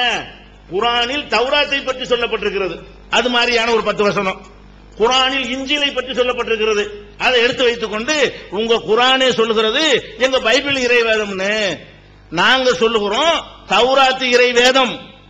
குர்ஆனை நம்பக்கூடிய நாங்கள் தௌராத் இறைவேதம் என்று நம்ப கடமைப்பட்டிருக்கிறோம். இஞ்சில் இறைவேதம், இஞ்சில நாங்க நம்ப வேண்டும். நீங்கள் வைத்திருக்கிற இந்த பைபிள் தௌராத்தும் அல்ல இஞ்சிலும் அல்ல. பைபிளை பற்றி குர்ஆன் பேசவே இல்லை. இன்னும் சொல்ல போனால் உங்களுக்கு சாதாரணமாக புரிந்து கொள்வதற்காக சொல்கிறேன், அவர் எடுத்து காட்டின வசனங்கள்லயே எப்படி வரும்? ஆத்தைனாகுல் இஞ்சில், இயேசுவுக்கு இஞ்சிலை கொடுத்தோம். இஞ்சில்னா என்னது? குர்ஆன்ல வருது, இஞ்சிலுக்கு டெஃபினேஷன் வருது, இயேசுவுக்கு நாம் கொடுத்த வேதம் இஞ்சில்.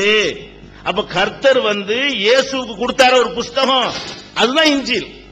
நீங்க வச்சுக்கிற புதிய ஏற்பாடு கர்த்தர் இயேசுவுக்கு கொடுத்தது அல்ல, இயேசுவுக்கு பிந்தி இயேசுவை பத்தி மனிதர்கள் எழுதினது. கர்த்தர் இயேசுவுக்கு கொடுத்ததையா நீங்க புதிய ஏற்பாடுன்னு சொல்லிட்டு இருக்கிறீங்க? கர்த்தர் இயேசுவுக்கு ஒரு புஸ்தகம் கொடுத்தார்கள், அதை நாங்க நம்புகிறோம். அதை நீங்கள் ஒழித்து விட்டீர்கள், மறைத்து விட்டீர்கள் தான் குற்றச்சாட்டு சாட்டுகிறோம். புதிய ஏற்பாடு என்பது எப்படி இஞ்சில் ஆகும்? இயேசுவுக்கு தெரியாது எப்படி ஒரு புதிய ஏற்பாடுங்கிற, அவருக்கு பிந்தில எல்லாம் எழுதுறாங்க. அவருக்கு பிறகு எழுதி வைத்துக் கொண்ட ஒரு புஸ்தகம் எப்படி கர்த்தர் இயேசு கொடுத்ததா இருக்க முடியும்? அதனால எங்க நம்பிக்கையில் எங்களுக்கு குழப்பம் கிடையாது. TNDJக்கோ முஸ்லிம்களுக்கோ இல்லன்னா இந்த வசனங்களை பார்த்துட்டு நாங்க அப்போ பைபிளை ஏத்திருப்போமே. எங்களுக்கு குர்ஆன்ல தௌராத்தை பற்றி இன்னும் சொல்ல போனால், தௌராத்துங்கிறது என்ன? ஆதி ஆகமத்தில் இருந்து உபாகமம் வரைக்கும் உள்ள 5 ஆகமங்களை தௌராத் என்கிறீர்கள், நாங்க அது தௌராத் இல்லை என்கிறோம். நீங்கள் அதை ஒத்துக்கொள்கிறீர்கள். உபாகமத்துடைய கடைசியா முடியும் போது வருது என்ன வருது? 34:5 வசனத்தில் வருகிறது. உபாகமம் கர்த்தர்கிட்ட மோசேக்கு வந்தான தௌராத்து, அதுல மோசே செத்தது வருது. மோசே செத்தான், அவனை அடக்கம் பண்ணினார்கள், அவனுக்கு துக்கம் கொண்டாடினார்கள்.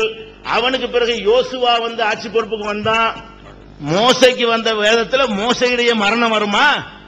மோசையுடைய வேதம் என்றால் மோசையுடைய மரணத்தை பத்தி மோசை எப்படி எழுதுவாரு? அப்ப அது மோசைக்கு சம்பந்தம் நல்ல விளங்குது, அதுவே சொல்லிக் கொண்டிருக்கிறது. நீங்கள் குர்ஆன்ல காட்டின 15 வசனங்களும் சரி, 15 கேள்விகளும் சரி, 100 வசனங்களும் சரி, அதுல உள்ள அனைத்தையும் நாங்கள் அப்படியே நம்புகிறோம். தௌராத் இறைவேதம் நாங்கள் நம்புகிறோம். இஞ்சில் இறைவேதம் அது கர்த்தரால் கொடுக்கப்பட்டது, கடவுளால் கொடுக்கப்பட்டது, இயேசுநாதருக்கு கொடுக்கப்பட்டது, ஈசா நபிக்கு கொடுக்கப்பட்டது நம்புகிறோம். கேள்வி என்னவென்றால், இப்ப நீங்க எதை புஸ்தகமாக சொல்லிக்கொண்டு பரிசுத்த வேதாகமம் என்று வெளியிட்டுக் கொண்டிருக்கிறீர்களோ, இது தௌராத்தும் அல்ல, இது இஞ்சிலும் அல்ல, இது மனித கற்பனையால் உண்டாக்கப்பட்டது. இப்ப இந்த 15 கேள்விக்கு 2 பேர் தான் பதில். பெரிய நம்பரை போட்டு கொஸ்டின் நம்பர் 2 உண்டா என்ன? எல்லாம் ஒரே மேட்டர் தானே. கேள்வி என்னது?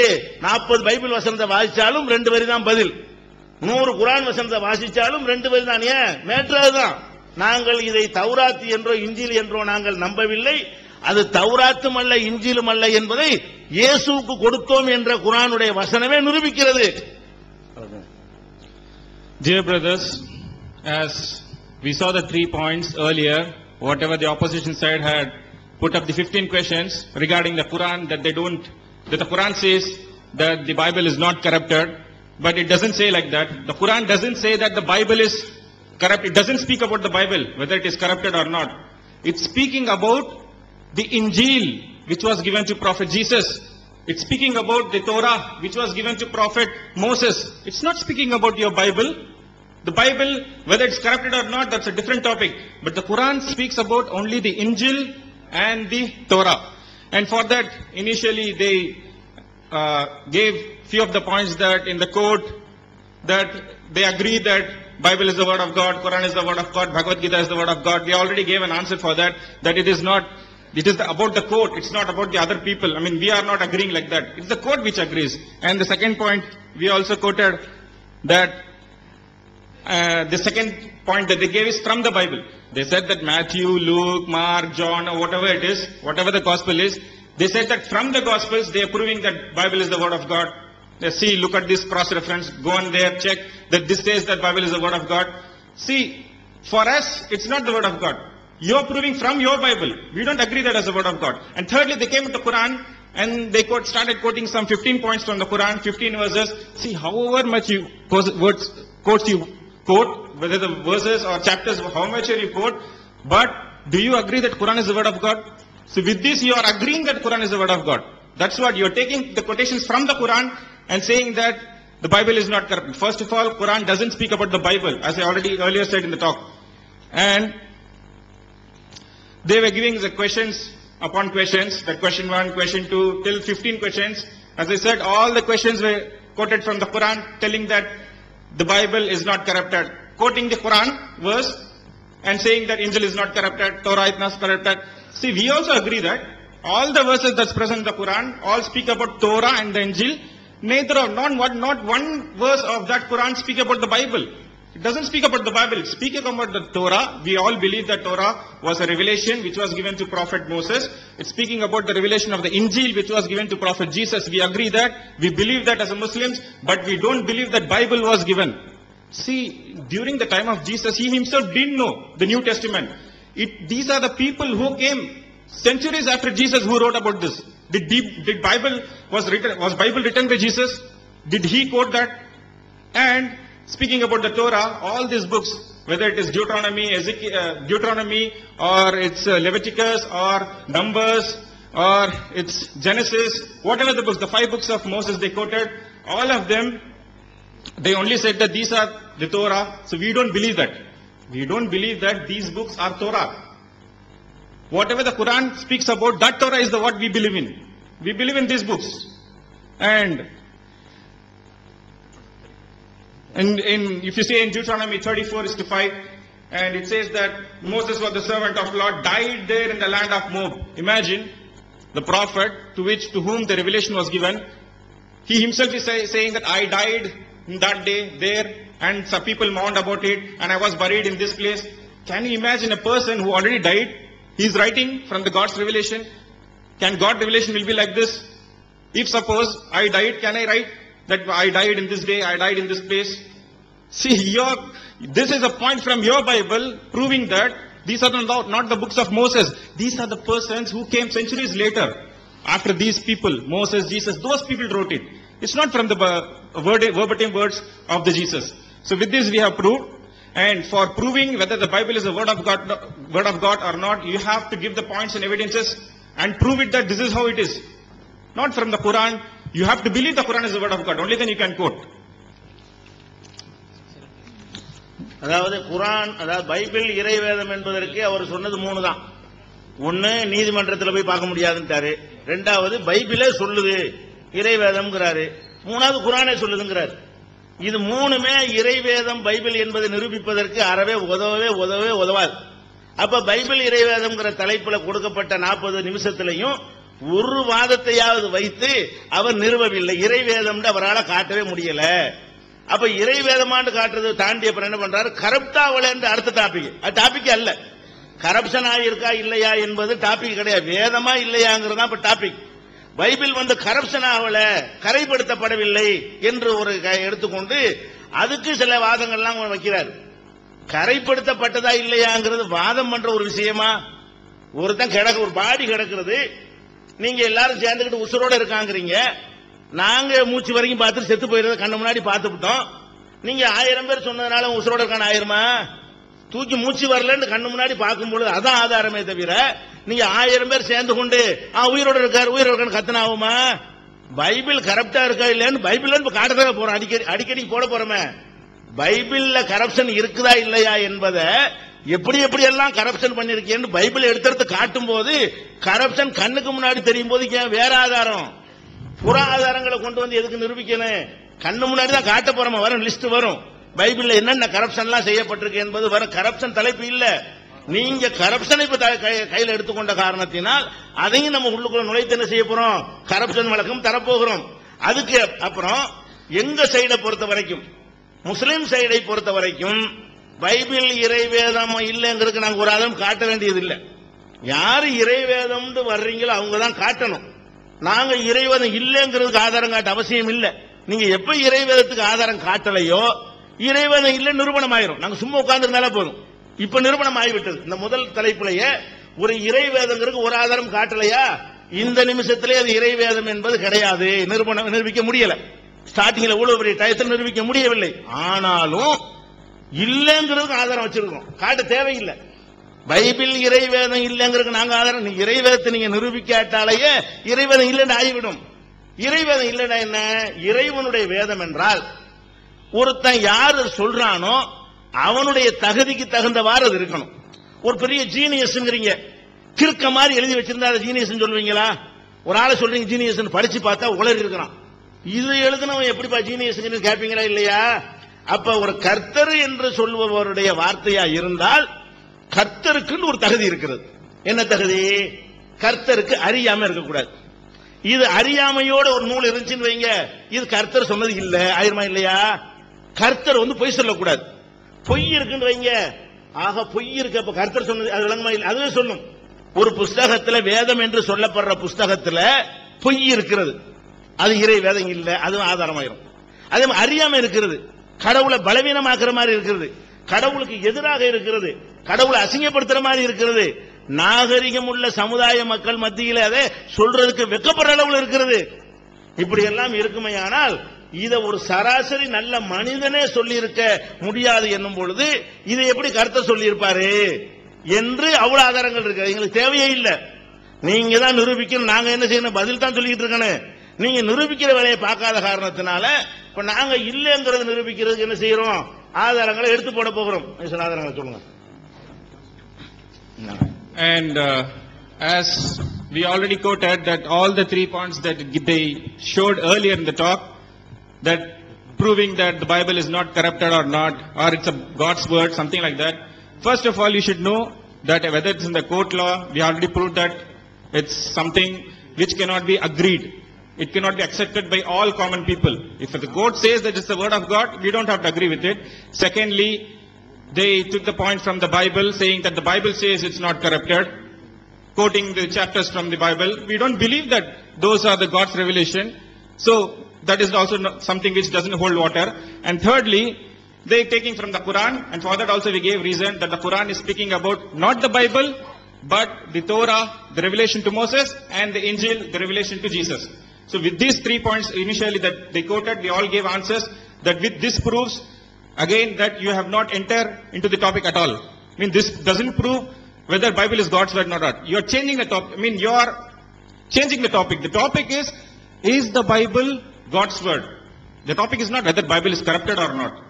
Speaking about more than half an hour about whether the Bible is corrupted or not, giving the proofs from that. See, this is not something like that. We have come here for the debate whether the Bible is the word of God or not. We don't agree that, you agreed. So you have to give proofs. If you don't give proofs, then that itself proves that Bible is not a word of God. If you don't give any evidences or proofs that Bible is not the word of, is the word of God, if you don't give any proof, it itself proves that Bible is not the word of God. Because you have not given any of the points from that. And we also see that as an example I can give, that we already say that if a body is already dead, and if there are some 1,000 people coming and shouting that the body is not dead, it is alive, it is alive. If a person is dead or not, how would you identify it? You go, you touch his hand and you see whether he's got and see his breath, if it is not, if it is there, and the pulse you see, and check whether the body is alive or not. Just by shouting 1,000% coming in the gathering and then shouting that the body is not dead, it is alive, it doesn't make sense, right? In the same case, you have to prove from the Bible, you have to give the proofs, the evidences from the Bible that this book is God's word. If you don't give proofs, that itself will prove that Bible is not the God's word, because you haven't given any proof so far. You have just spoken about these things. And it's like, see, if God's word, how do you judge whether it's a God's word or not? Because you have not given any proofs, we can take from the Bible. If you see, if you call this is a revelation of God, then it should have qualities and attributes which should be befitting God. For instance, if you see the Bible, it's got innumerable ignorance and absurdities. He cannot attribute such qualities to God. And it also has lies and falsehood. Can you imagine God will lie? He will teach humankind falsehood. This Bible has got it. And it also has innumerable contradictions. It has got obscene statements which you cannot even read in front of the public. You cannot read such statements in front of your family. Those statements cannot be read in any society. If it's a modest one, if you're a modest person, if you're a decent person of a good family, you will not read such statements in front of anyone. But the Bible has got such statements. It's got the obscenity, ignorance, vulgarity, lies, falsehood, human interpolations which are so transparent. So we are going to prove that in our debate. So these will prove that Bible will not be the word of God, and it will be very, very clear to you.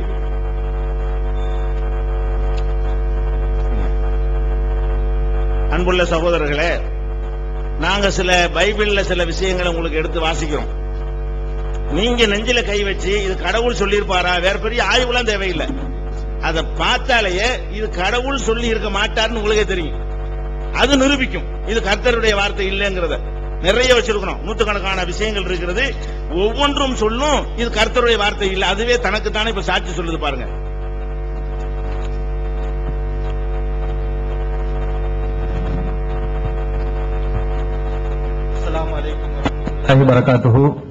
அன்பிற்குரிய சகோதரர்களே, பைபிளை படிக்கக்கூடிய ஒவ்வொருவரும் அது இறைவேதமாக இருக்க முடியவே முடியாது என்பதை சந்தேகத்துக்கு இடமின்றி தெளிவாக அறிந்து கொள்ளலாம். அதற்குரிய ஆதாரங்களை ஒவ்வொன்றாக உங்களுக்கு எடுத்து போடுகிறோம். முதலாவதாக உன்னத பாட்டு 7வது அத்தியாயத்தில் ஆரம்பத்தில் விவரிக்கப்படுகிறது. ஒவ்வொருவரும் நீங்கள் யோசித்து பாருங்கள், கடவுளுடைய வார்த்தையாக இது இருக்க முடியுமா? கடவுள் ஏன் ஒரு நாகரிகமுள்ள வெக்கமுள்ள ஒரு சாதாரண மனிதன் இப்படி பேசியிருக்க முடியுமா என்று யோசித்து பாருங்கள். அரசி மகளே, காலணி அணிந்த உன் மெல்லடிகள் எத்துணை அழகு, உன் தொடைகளின் வளைவுகள் அணிகலன்களுக்கு இணை, கைதேர்ந்த கலைஞனின் வேலைப்பாடு, உன் கொப்புள் வட்ட வடிவ களம். ஒரு பெண்ணுடைய தொப்புளை வட்ட வடிவ களம் என்று பைபிள் சொல்கிறது. அது காலி பாத்திரம் இல்ல, அதில் மது கலவைக்கு குறைவே இல்லை.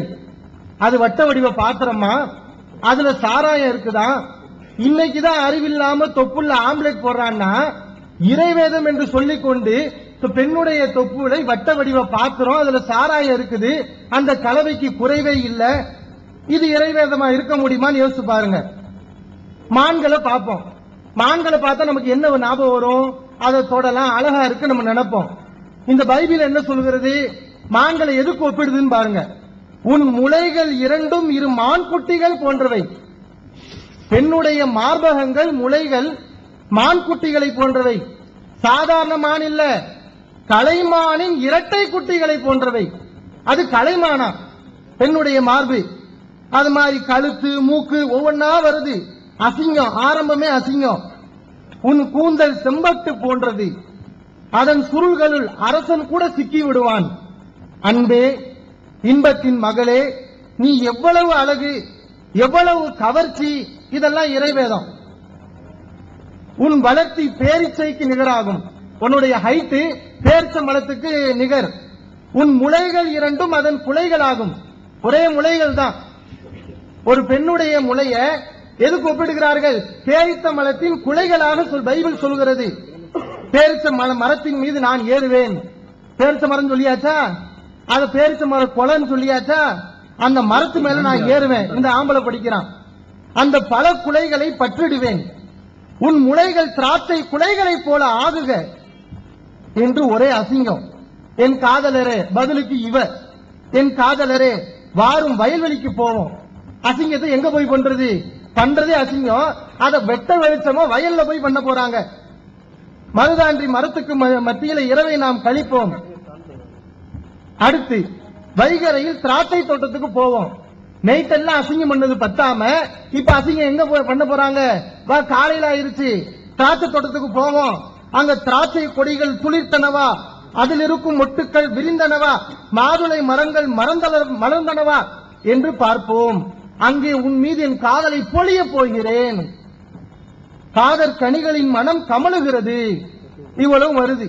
இந்த காதற் கனிகள்லாம் என்னமோ சாதாரண கனி நினைச்சிடக்கூடாது.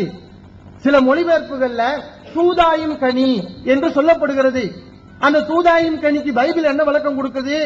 அது அந்த காலத்து வயாகரா. இன்னைக்கு மாத்திரை மருந்துன்னு கொடுக்கறாங்கல்ல, செக்ஸ் ரொம்ப நல்லா செய்யணுங்கிறதுக்கு.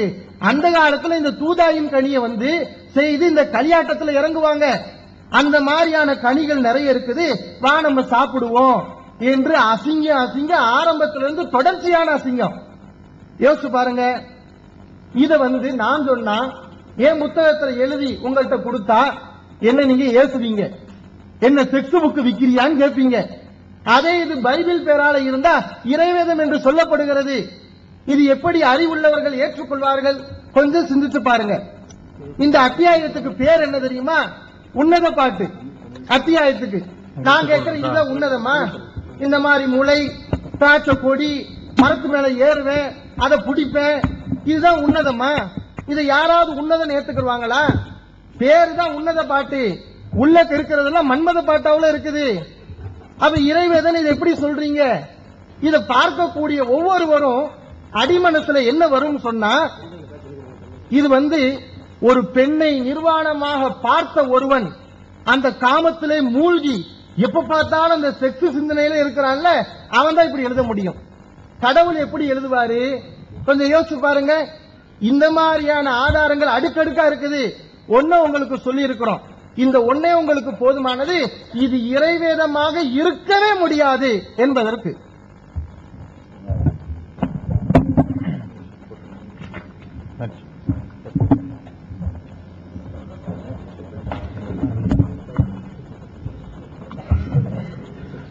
Dear brothers and sisters, since the opposition side did not present any evidence, firm evidence to prove that the Bible is God's word, we are starting with few obscenities in the Bible which can never read in the public. Even in a so-called civilized society, it will be impossible for anyone to read these verses which are so-called present in the Holy Book. We are going to quote few things from the Bible. I'm sure to a modest person it might be very disgusting. They will never take it to be the word of God. Forget about the word of God. They will not even consider as the word of a pious person. Even when you are not able to accept that this cannot be a word of a pious person, it's very strange to see that these words are accepted as the word of God. Now I begin with Song of Solomon, chapter 7, verse 1 to 13. If you read these verses, it is absolutely proving to be vulgar and obscene. It describes, this particular song describes the female, the lover, as one by one, like he starts with the body parts of the female. He is comparing the thighs of the female with that of a jewelry. That too, it's crafted by a master craftsman.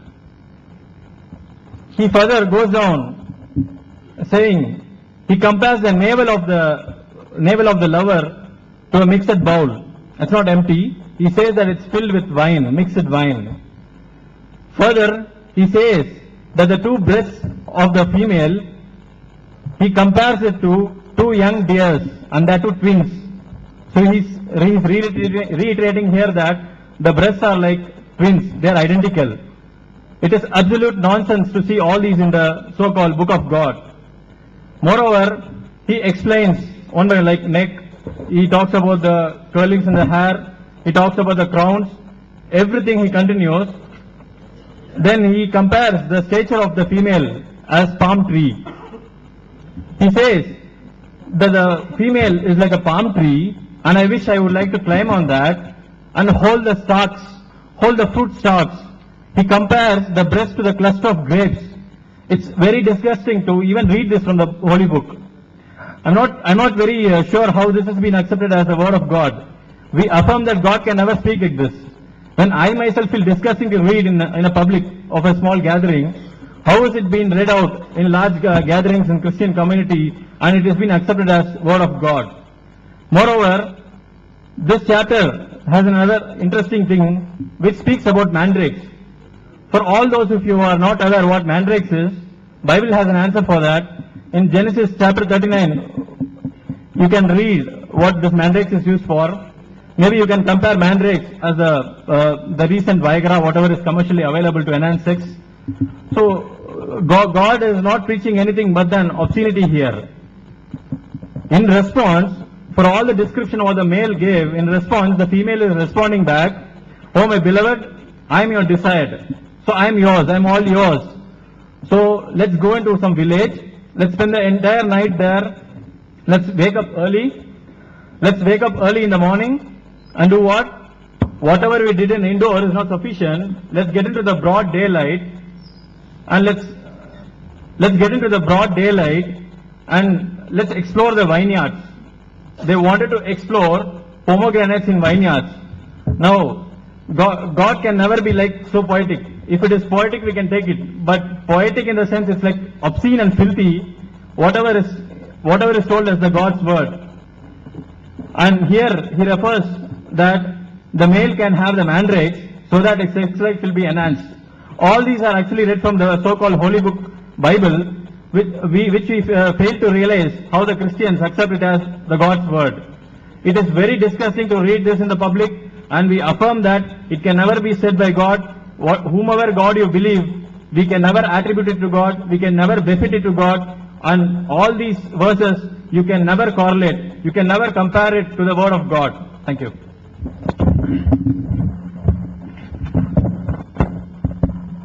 அப்ப இந்த சொற்களை லைட்டா தான் உங்களுக்கு போட்டிருக்க, நிறைய இருக்கு வரும். உள்ளதுல லேசானது ஒண்ணு சொல்லி இருக்கிறாங்க.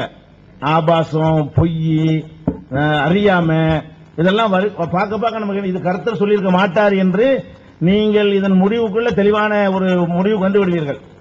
அடுத்து என்ன ஒரு முக்கியமான ஒரு கேள்வி ஒண்ணு இருக்கிறது அவங்க கேட்டதுல, இறைவன் எல்லா விதத்தையும் தானே இறக்குறாரு, எல்லாத்தையும் தானே ஒரு பாதுகாக்கிறேன்னு சொல்றாரு, திக்ருங்கிறாரு. அந்த திக்ருங்கிற வார்த்தை அனைத்தையும் தான் எடுத்துக்கொள்ளும்.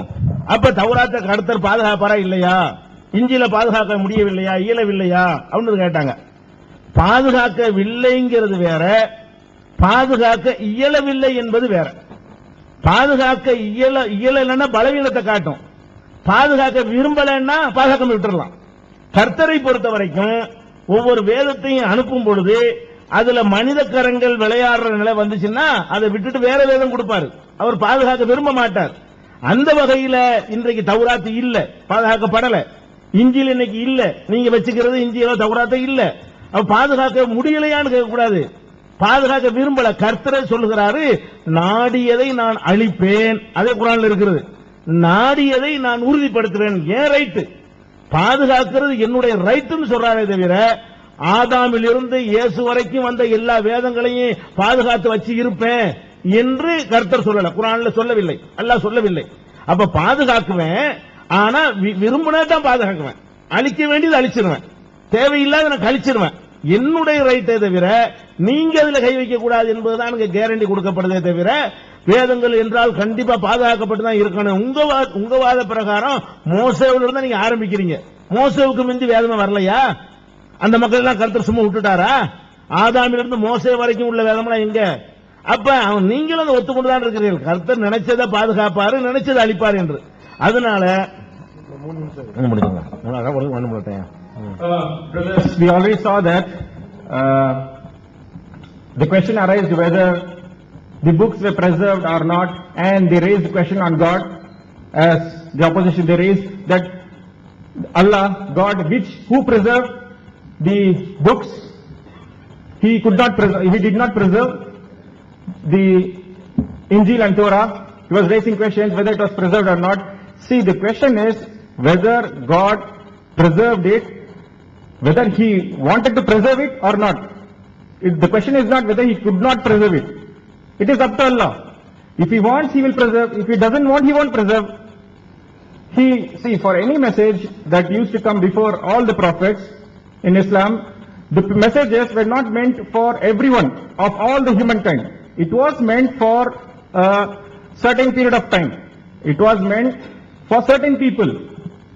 Not like the Quran, which is meant for all the humankind and all the people, for the whole of the humanity. Those messages were only for a certain period of time, as I said. So, if any book if the people are not following it, or if God thinks that, because we know that in the contemporary times and in the modern times there are hundreds of differences, there are so many differences, people keep on changing, our civilization keep on changes, the laws keep on changes, the commandments, statutes, all they keep on changes, and we adapt according to our modern age. So God knows that these people will do this and these people will do this, like that. The contemporary, modern and the future generations. So God is all knowing. He knows already that whatever will be befitting to the people. So only that message he will give in the form of a prophet. It will be in the form of a revelation. So again, whatever, and starting from the books of the Moses, they went to the Moses. Did not God reveal any books before Moses? You are only starting from Moses, which are already corrupted books. So this will prove that whatever the arguments you gave is just like a nail which is too small to hold a mirror. It's not holding water. You have to prove from the Bible that these are the qualities mentioned, these are the attributes. With this you prove that the Bible is the word of God. That's how you have to speak. Not like, like going around and speaking some other topics, speaking from the Quran, the other laws. It won't serve a good example here. ஆண்டவரும் உலக இரட்சகருமாகிய இயேசுவின் நாமத்தினாலே தொடங்குகிறேன். I begin in the name of Jesus, who is the Savior of the world. நண்பர்களே, இதுவரைக்கும் 2 அமர்வு இப்ப போயிருக்கு. முதல் அமர்வுல எங்களுடைய அருமையான சகோதரர் ஜெரி அவர்கள் பல விஷயங்களை எடுத்து வைத்து வாதமாக வைத்து கேள்விகள் கேட்டார். Dear friends, we have heard 2 sessions. In the first session, our dear friend Brother Jerry has posed some questions as a basis of his argument. ஆனா இரண்டாவதாக பேசின அருமையான மௌலவி பிஜே அவர்கள் அதற்கு பதில தராம மற்றதெல்லாம் சொன்னார். But Janab PJ, when he was replying, he did not give answers to the questions posed. கோர்ட்டை பத்தி எக்ஸ்பிளைன் பண்ணாரு. முதல்ல ஜெரி அவர்கள் என்ன சொன்னாங்கிறது முதல்ல அவர் புரிஞ்சுக்கலன்னு நான் நினைக்கிறேன். He was talking about court. I think he has not really understood what Brother Jerry was talking. ஒரே 2 பேர் ஏற்றுக்கொண்ட ஒரே விஷயத்திற்கு விவாதம் கிடையாது. அதான் அவர் சொன்ன விஷயம். If 2 people have agreed on anything, there can be no discussion on that. அதைத்தான் விவாதமா எடுத்து வச்சாரு. இங்க 2 பகுதி மக்கள் உட்கார்ந்து இருக்கிறோம். எப்படின்னா கிறிஸ்தவர்களும் இஸ்லாமியர்ல 2 பகுதி மக்கள் உட்கார்ந்து இருக்கிறோம். முதலாவது 2 பேரும் ஏற்றுக்கொண்ட வேதங்களிலே என்ன ஒரு வாதம் இருக்கிறது என்றால் தோராவும் இஞ்சிலும் அது தேவனுடைய வார்த்தை என்பது, அதுல மறு ஒரு விவாதம் இருக்க முடியாது. So here both Christians and Muslims we are sitting, and what he has put forth is both in the Quran and in the Bible, the Torah and Injil, it is accepted that Torah and Injil are God's word. இரண்டாவது அவர் சொன்னார், Bible இங்க இருக்கிற கிறிஸ்தவர்கள் உட்கார்ந்து இருக்கிறனால அவர்கள் தங்களுடைய வேதம் பைபிள் அப்படின்னு சொல்றதுனால பைபிள் என்ன சொல்லுகிறது தன்னை பற்றி அப்படிங்கறத பற்றி அவர் அதனுடைய வாதத்தை எடுத்து வைத்தார். பைபிள் இறை வேதம் என்பதற்கான வாதத்தை. Because Christians are sitting here and because Christians believe that Bible is God's word, he was basing his argument on the Bible. அடுத்தபடி இங்க இஸ்லாமியர்களும் இருக்கிறாங்க. இப்போ ஏதோ நாம ஒரு கிறிஸ்தவர்கள் மட்டும் மீட்டிங் நடத்துறதா இருந்தா இல்ல, ஒரு பொதுவான மீட்டிங் எல்லா மக்களும் இருக்கிறாங்கன்னா பைபிளுடைய பல இதை எடுத்து வைத்து இங்க ஆதாரபூர்வமா இது பண்ணிட்டு போனார். ஸ்பீச் இது ஸ்பீச் கிடையாது, விவாதம். See, actually we are not giving any lecture or any preaching, because if you thought that it's a preaching, then we would have given lot of arguments based on the Bible. It's a common thing. இங்கு எதிரணியில் இருப்பவர்கள் குரானையும் ஹதீஸையும் ஏற்றுக்கொண்டவர்களாக இருக்கிறபடினால அதிலிருந்தும் வாதங்களை எடுத்து வைக்க வேண்டும் என்பதுதான் நியாயமான அடிப்படை. Since our opponents are here who believe in the Quran and the Hadiths, we have to base our arguments based on those documents also. அதனால அதுல இருந்து எடுத்து வைக்க கூடாது. இல்ல இதெல்லாம் அவசியம் இல்ல, நீங்க வேறெல்லாம் எடுத்து வைக்கணும், நாங்க நினைச்செல்லாம் எடுத்து வைக்கணும் அப்படிங்கிறது இங்க ஒரு இதுவா சொல்லுங்க, யோசிச்சு பாருங்க. Just think that you cannot base your argument on Hadiths and Quran. Just you should say base your argument on something else. Do you think it is right? Bible Quran, Bible சொல்லுகிறது இறைவேதம் என்று, குரான் சொல்லுகிறது, ஹதீஸ் சொல்லுகிறது Bible அதாவது Torah இஞ்சில் இறைவேதம் என்று. அதைத்தான் பல விதமான கேள்விகளோடு கூட இங்கே சகோதரர் ஜெரி அவர்கள் எடுத்து வைத்தார்கள். Bible says it is God's word. Quran and Hadith also agree that Injil and Torah are God's word. That is what Brother Jerry has put forth in the first session. அருமையான மௌலவி பிஜே அவர்கள் சொன்னார், நான் திருடன் இல்லைன்னு சொன்னா எப்படி நம்புறது அப்படின்னு கேட்டார்.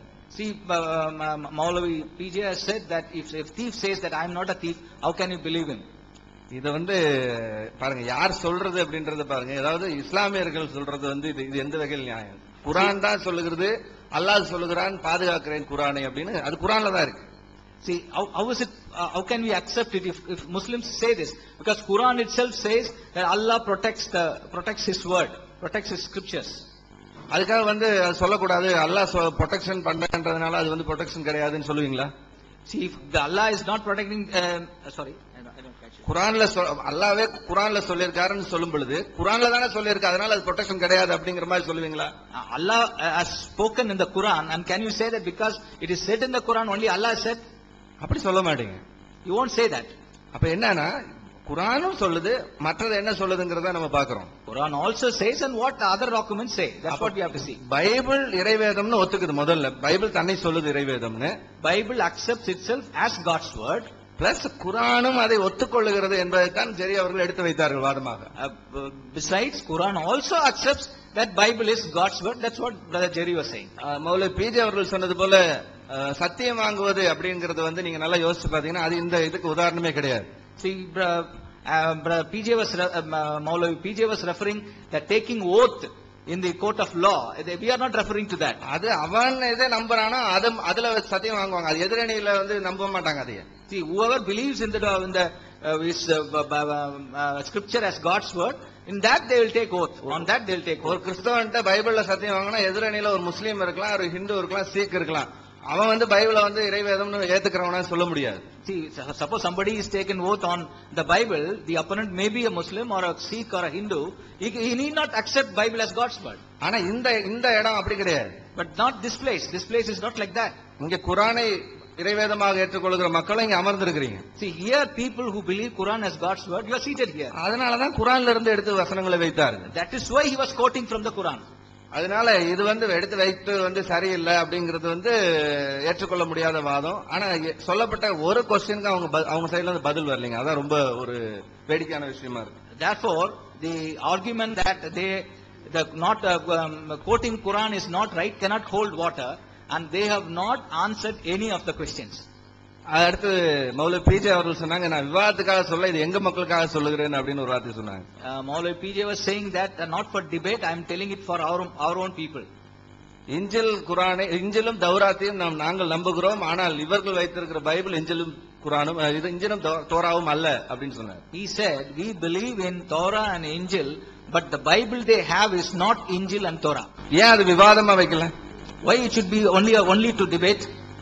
விவாதத்துக்கு தான் வந்திருக்கோம், விவாத இடத்துல உட்கார்ந்துட்டு இது விவாதமா வைக்கல, எங்க மக்கள்கிட்ட சொல்றேன் அப்படின்றார். See, having come for debate, he is saying that is not for debate, but for my people I am saying this. அதனால இது விவாதத்துக்குன்னு வந்தாச்சு. விவாதத்து பாயிண்ட் தான் அது. ஆக்சுவலா அது இஞ்சிலும் தோராவும் இன்னைக்கு இருக்கிற குரான் இல்லைன்னா முதல்ல ஜெரி அவர்கள் கேட்ட கொஸ்டின்லயே வந்துச்சு. அப்படின்னா அது ஹஜ்ரத் முகமது அவர்களுடைய காலத்துல அவர் மதித்த அந்த தோரா இன்றைக்கு இருக்கிற எங்கள் கையில இருக்கிற பழைய ஏற்பாடும் புதிய ஏற்பாடும் இல்லையா? ஆமா, அதுக்கு பதில் சொல்லுங்க. See, Jerry has put forth the question, if the uncorrupted Bible has existed before the time of Muhammad, then you tell us whether the Bible we have is the same Bible or not. அதுக்கு அந்த மாதிரி கேள்விகளை அவர் அடுக்கடுக்காக வைத்தார். அதுக்கு எதுவும் பதில் சொல்லல. See, he has been asking so many questions based on that line, for which no answer has come forth. Hazrat Mohammed அவர்கள் உலகத்தில் இருந்தபோது அவர்கள் குர்ஆனிலே சொன்ன வார்த்தைகளை நீங்க நம்புறீங்கன்னு சொல்றீங்க. When Hazrat Muhammad was alive on this earth, you say that you believe the words he has said in the Quran. அவருடைய சொல்லும் செயலையும் பின்பற்றி நடக்கிறேன்னு சொல்றீங்க. You say you follow his words and follow his lifestyle. அப்ப இப்படி சொல்லுங்க, அவர் இருந்த காலத்துல தோராவும் இஞ்சிலும் இருந்து அவர் உபயோகித்திருந்தார், அவர் பார்த்திருந்தார், அவர் ஏற்றுக்கொண்டிருந்தார். இன்னைக்கு இருக்கிறவங்க மாத்திட்டாங்கன்னு அதையாவது சொல்லுங்க. Or at least you say at the time of Hazrat Muhammad, the Injil and the Torah were existence, and now only the people have changed the Torah, and it is only now that the people have changed it. அதையே விவாதத்துக்காக எங்கள் மக்களுக்கு மட்டும் சொல்றீங்க. Why do you say that is only for our people, not for debate? அதை விவாதமா வைங்க, அதுக்கப்புறம் நம்ம வந்து அதுக்கான பதில பார்ப்போம். Bring it to debate, then we will see for the answer for that. அடுத்து மோசேயுடைய ஆகமங்களை பத்தி சொன்னாரு. ஒருவர் வந்து இயேசுவுக்கு வந்து இஞ்சில் கொடுக்கப்பட்டதுங்கிறது வந்து குர்ஆன் சொல்லுகிறதுனாரு. ரொம்ப சந்தோஷம். He was talking about the books of Moses. Then he said that the Injil was given to Jesus. He has accepted that. We are happy. அப்போ இயேசு வந்து இயேசு கிறிஸ்து எழுதி கொடுத்துட்டு போனார் அப்படிங்கறதா வந்து இஸ்லாமிய concept, அப்படிதானுங்க? That means what they believe in Islamic concept is that Jesus wrote the book and gave. ஒண்ணா அல்லாஹ் எழுதி கொடுத்திருக்கணும், இல்ல இறைவன் எழுதி கொடுத்திருக்கணும், இல்லாட்டி இயேசு எழுதி கொடுத்துட்டு போயிருக்கணும். So either Allah has written the book or Jesus should have written the book. இப்படிதான் நீங்க வந்து இஸ்லாமிய கான்செப்ட்ல யோசிக்கிறீங்க. This is how you think on the Islamic concept. இப்படி நீங்க யோசிச்சீங்கன்னா ஹஸ்ரத் முகமது அவர்களுக்கு வந்து எந்த புக்குமே கொடுக்கப்படலன்னு நீங்க சொல்ல வேண்டிய நிலைமை வரும். If you argue on that line, then you have to accept that no book was given to Hazrat Muhammad. ஏன்னா நீங்களே ஒத்துக்கொள்ற விஷயம் ஹஸ்ரத் முகமது அவர்களுக்கு எழுதவும் தெரியாது, படிக்கவும் தெரியாது. So the one thing you accept is that Muhammad Hazrat does not know to write or read. அப்போ எழுதவும் தெரியாது, படிக்கவும் தெரியாது. அவர் காலத்துல அவர் எந்த புத்தகம் எழுதி யார் கையிலும் ஹேண்ட் ஓவர் பண்ணிட்டு போக கிடையாதுன்னு ஒரு சிச்சுவேஷன்ல வேற யாராவது அவர் சொன்னதை எழுதி இருந்தால், when he cannot read or write, then he could not have written the book. Somebody else would have written the book after his time. அவர் ஒருவேளை அவர் இருக்கிற காலங்களிலே யாராவது அவர் சொல்லி எழுதி இருந்தாலும், even if somebody has written during his time, lifetime, முதல்ல அவர் வந்து புத்தகமா வச்சிருந்தாங்களான்ற ஒரு கொஸ்டின் வந்துடும். The first question is whether they had the book. அப்படி இல்ல அதுக்கு பின்னாடி தான் புத்தகமா தொகுத்தாங்க அப்படின்னா அது யார் தொகுத்தாங்களோ அவங்க பேர்ல தான் அது வெளியிடப்படணும். But if they have compiled it after his time, then it should be compiled in the name of the person who has compiled it. யார் எழுதினாங்களோ அவங்க பேரை போட்டு நீங்க ஓபனா சொல்லாதது நீங்க மறைக்கிறீங்கிறது இதுல இருந்தே உங்களுக்கு நீ இஸ்லாமியத்துல வந்து உண்மையா இல்லங்கிறது இதுல நிரூபிக்குது. See, you have not mentioned the name who has compiled it. From this we know that you are concealing the secret, concealing something that you don't want to tell the truth. அல்லாஹ் எழுதி கொடுக்கல, அது நீங்களே ஒத்துக்கொள்ற விஷயம். You know that Allah, you agree that Allah has not written. Hazrat Mohammed அவர்களும் எழுதல, அது நீங்க ஒத்துக்கொள்ற விஷயம். You also agree that Hazrat Muhammad has not written it. அவருடைய சஹாபிகள் எழுதினாங்க, அவர் உயிரோடு இருக்கிற காலத்துல அவர் புத்தகமாக தொகுக்கப்படல, அது நீங்க ஒத்துக்கொள்ளக்கூடிய விஷயங்கள் தான். And you know that during his lifetime these words were not compiled as a book. அப்படின்னா அவருக்கு பிறகு யார் தொகுத்தாங்களோ அவங்க அவருடைய பெயர்ல தானே அந்த புத்தகம் வரணும். That means that who has compiled, his name should be in the book, should be in the name of the person who has compiled. ஏன்னா நீங்க சொல்றபடி இஞ்சில் வந்து இயேசுவுக்கு கொடுக்கப்பட்டதுங்கிறது மீனிங் அப்படிதான் சொல்றீங்க. So this is how you take the meaning when you say that Injil was given to Jesus. இப்ப இஞ்சிலையும் தோராவையும் நாங்க நம்புறோம், ஆனா நீங்க வைத்திருக்கிற பைபிள் இல்ல அப்படின்னீங்க. See, you say that we believe in Torah and Injil, but the Bible you have is we don't believe in the Bible you have. கேட்கப்பட்ட அந்த 18 கேள்விகளுக்கும் தனித்தனியா பதில் சொல்லுங்க. So you answer the 18 questions asked, answer them one by one. அப்ப அதுக்கு answer இல்ல, அதனால நாங்க வந்து ஸ்கிப் ஆகி வேற ஏதாவது புத்தகங்கள்ல இருந்து படிச்ச மாதிரி நாங்க கதை சொல்றோம் அப்படிங்கிற லெவலுக்கு வந்துடக்கூடாது. So you should not skip that questions and come to say some reading from the book as a story. அருமையான இஸ்லாமிய நண்பர்கள், நான் நினைக்கிறேன் அல்லாஹ்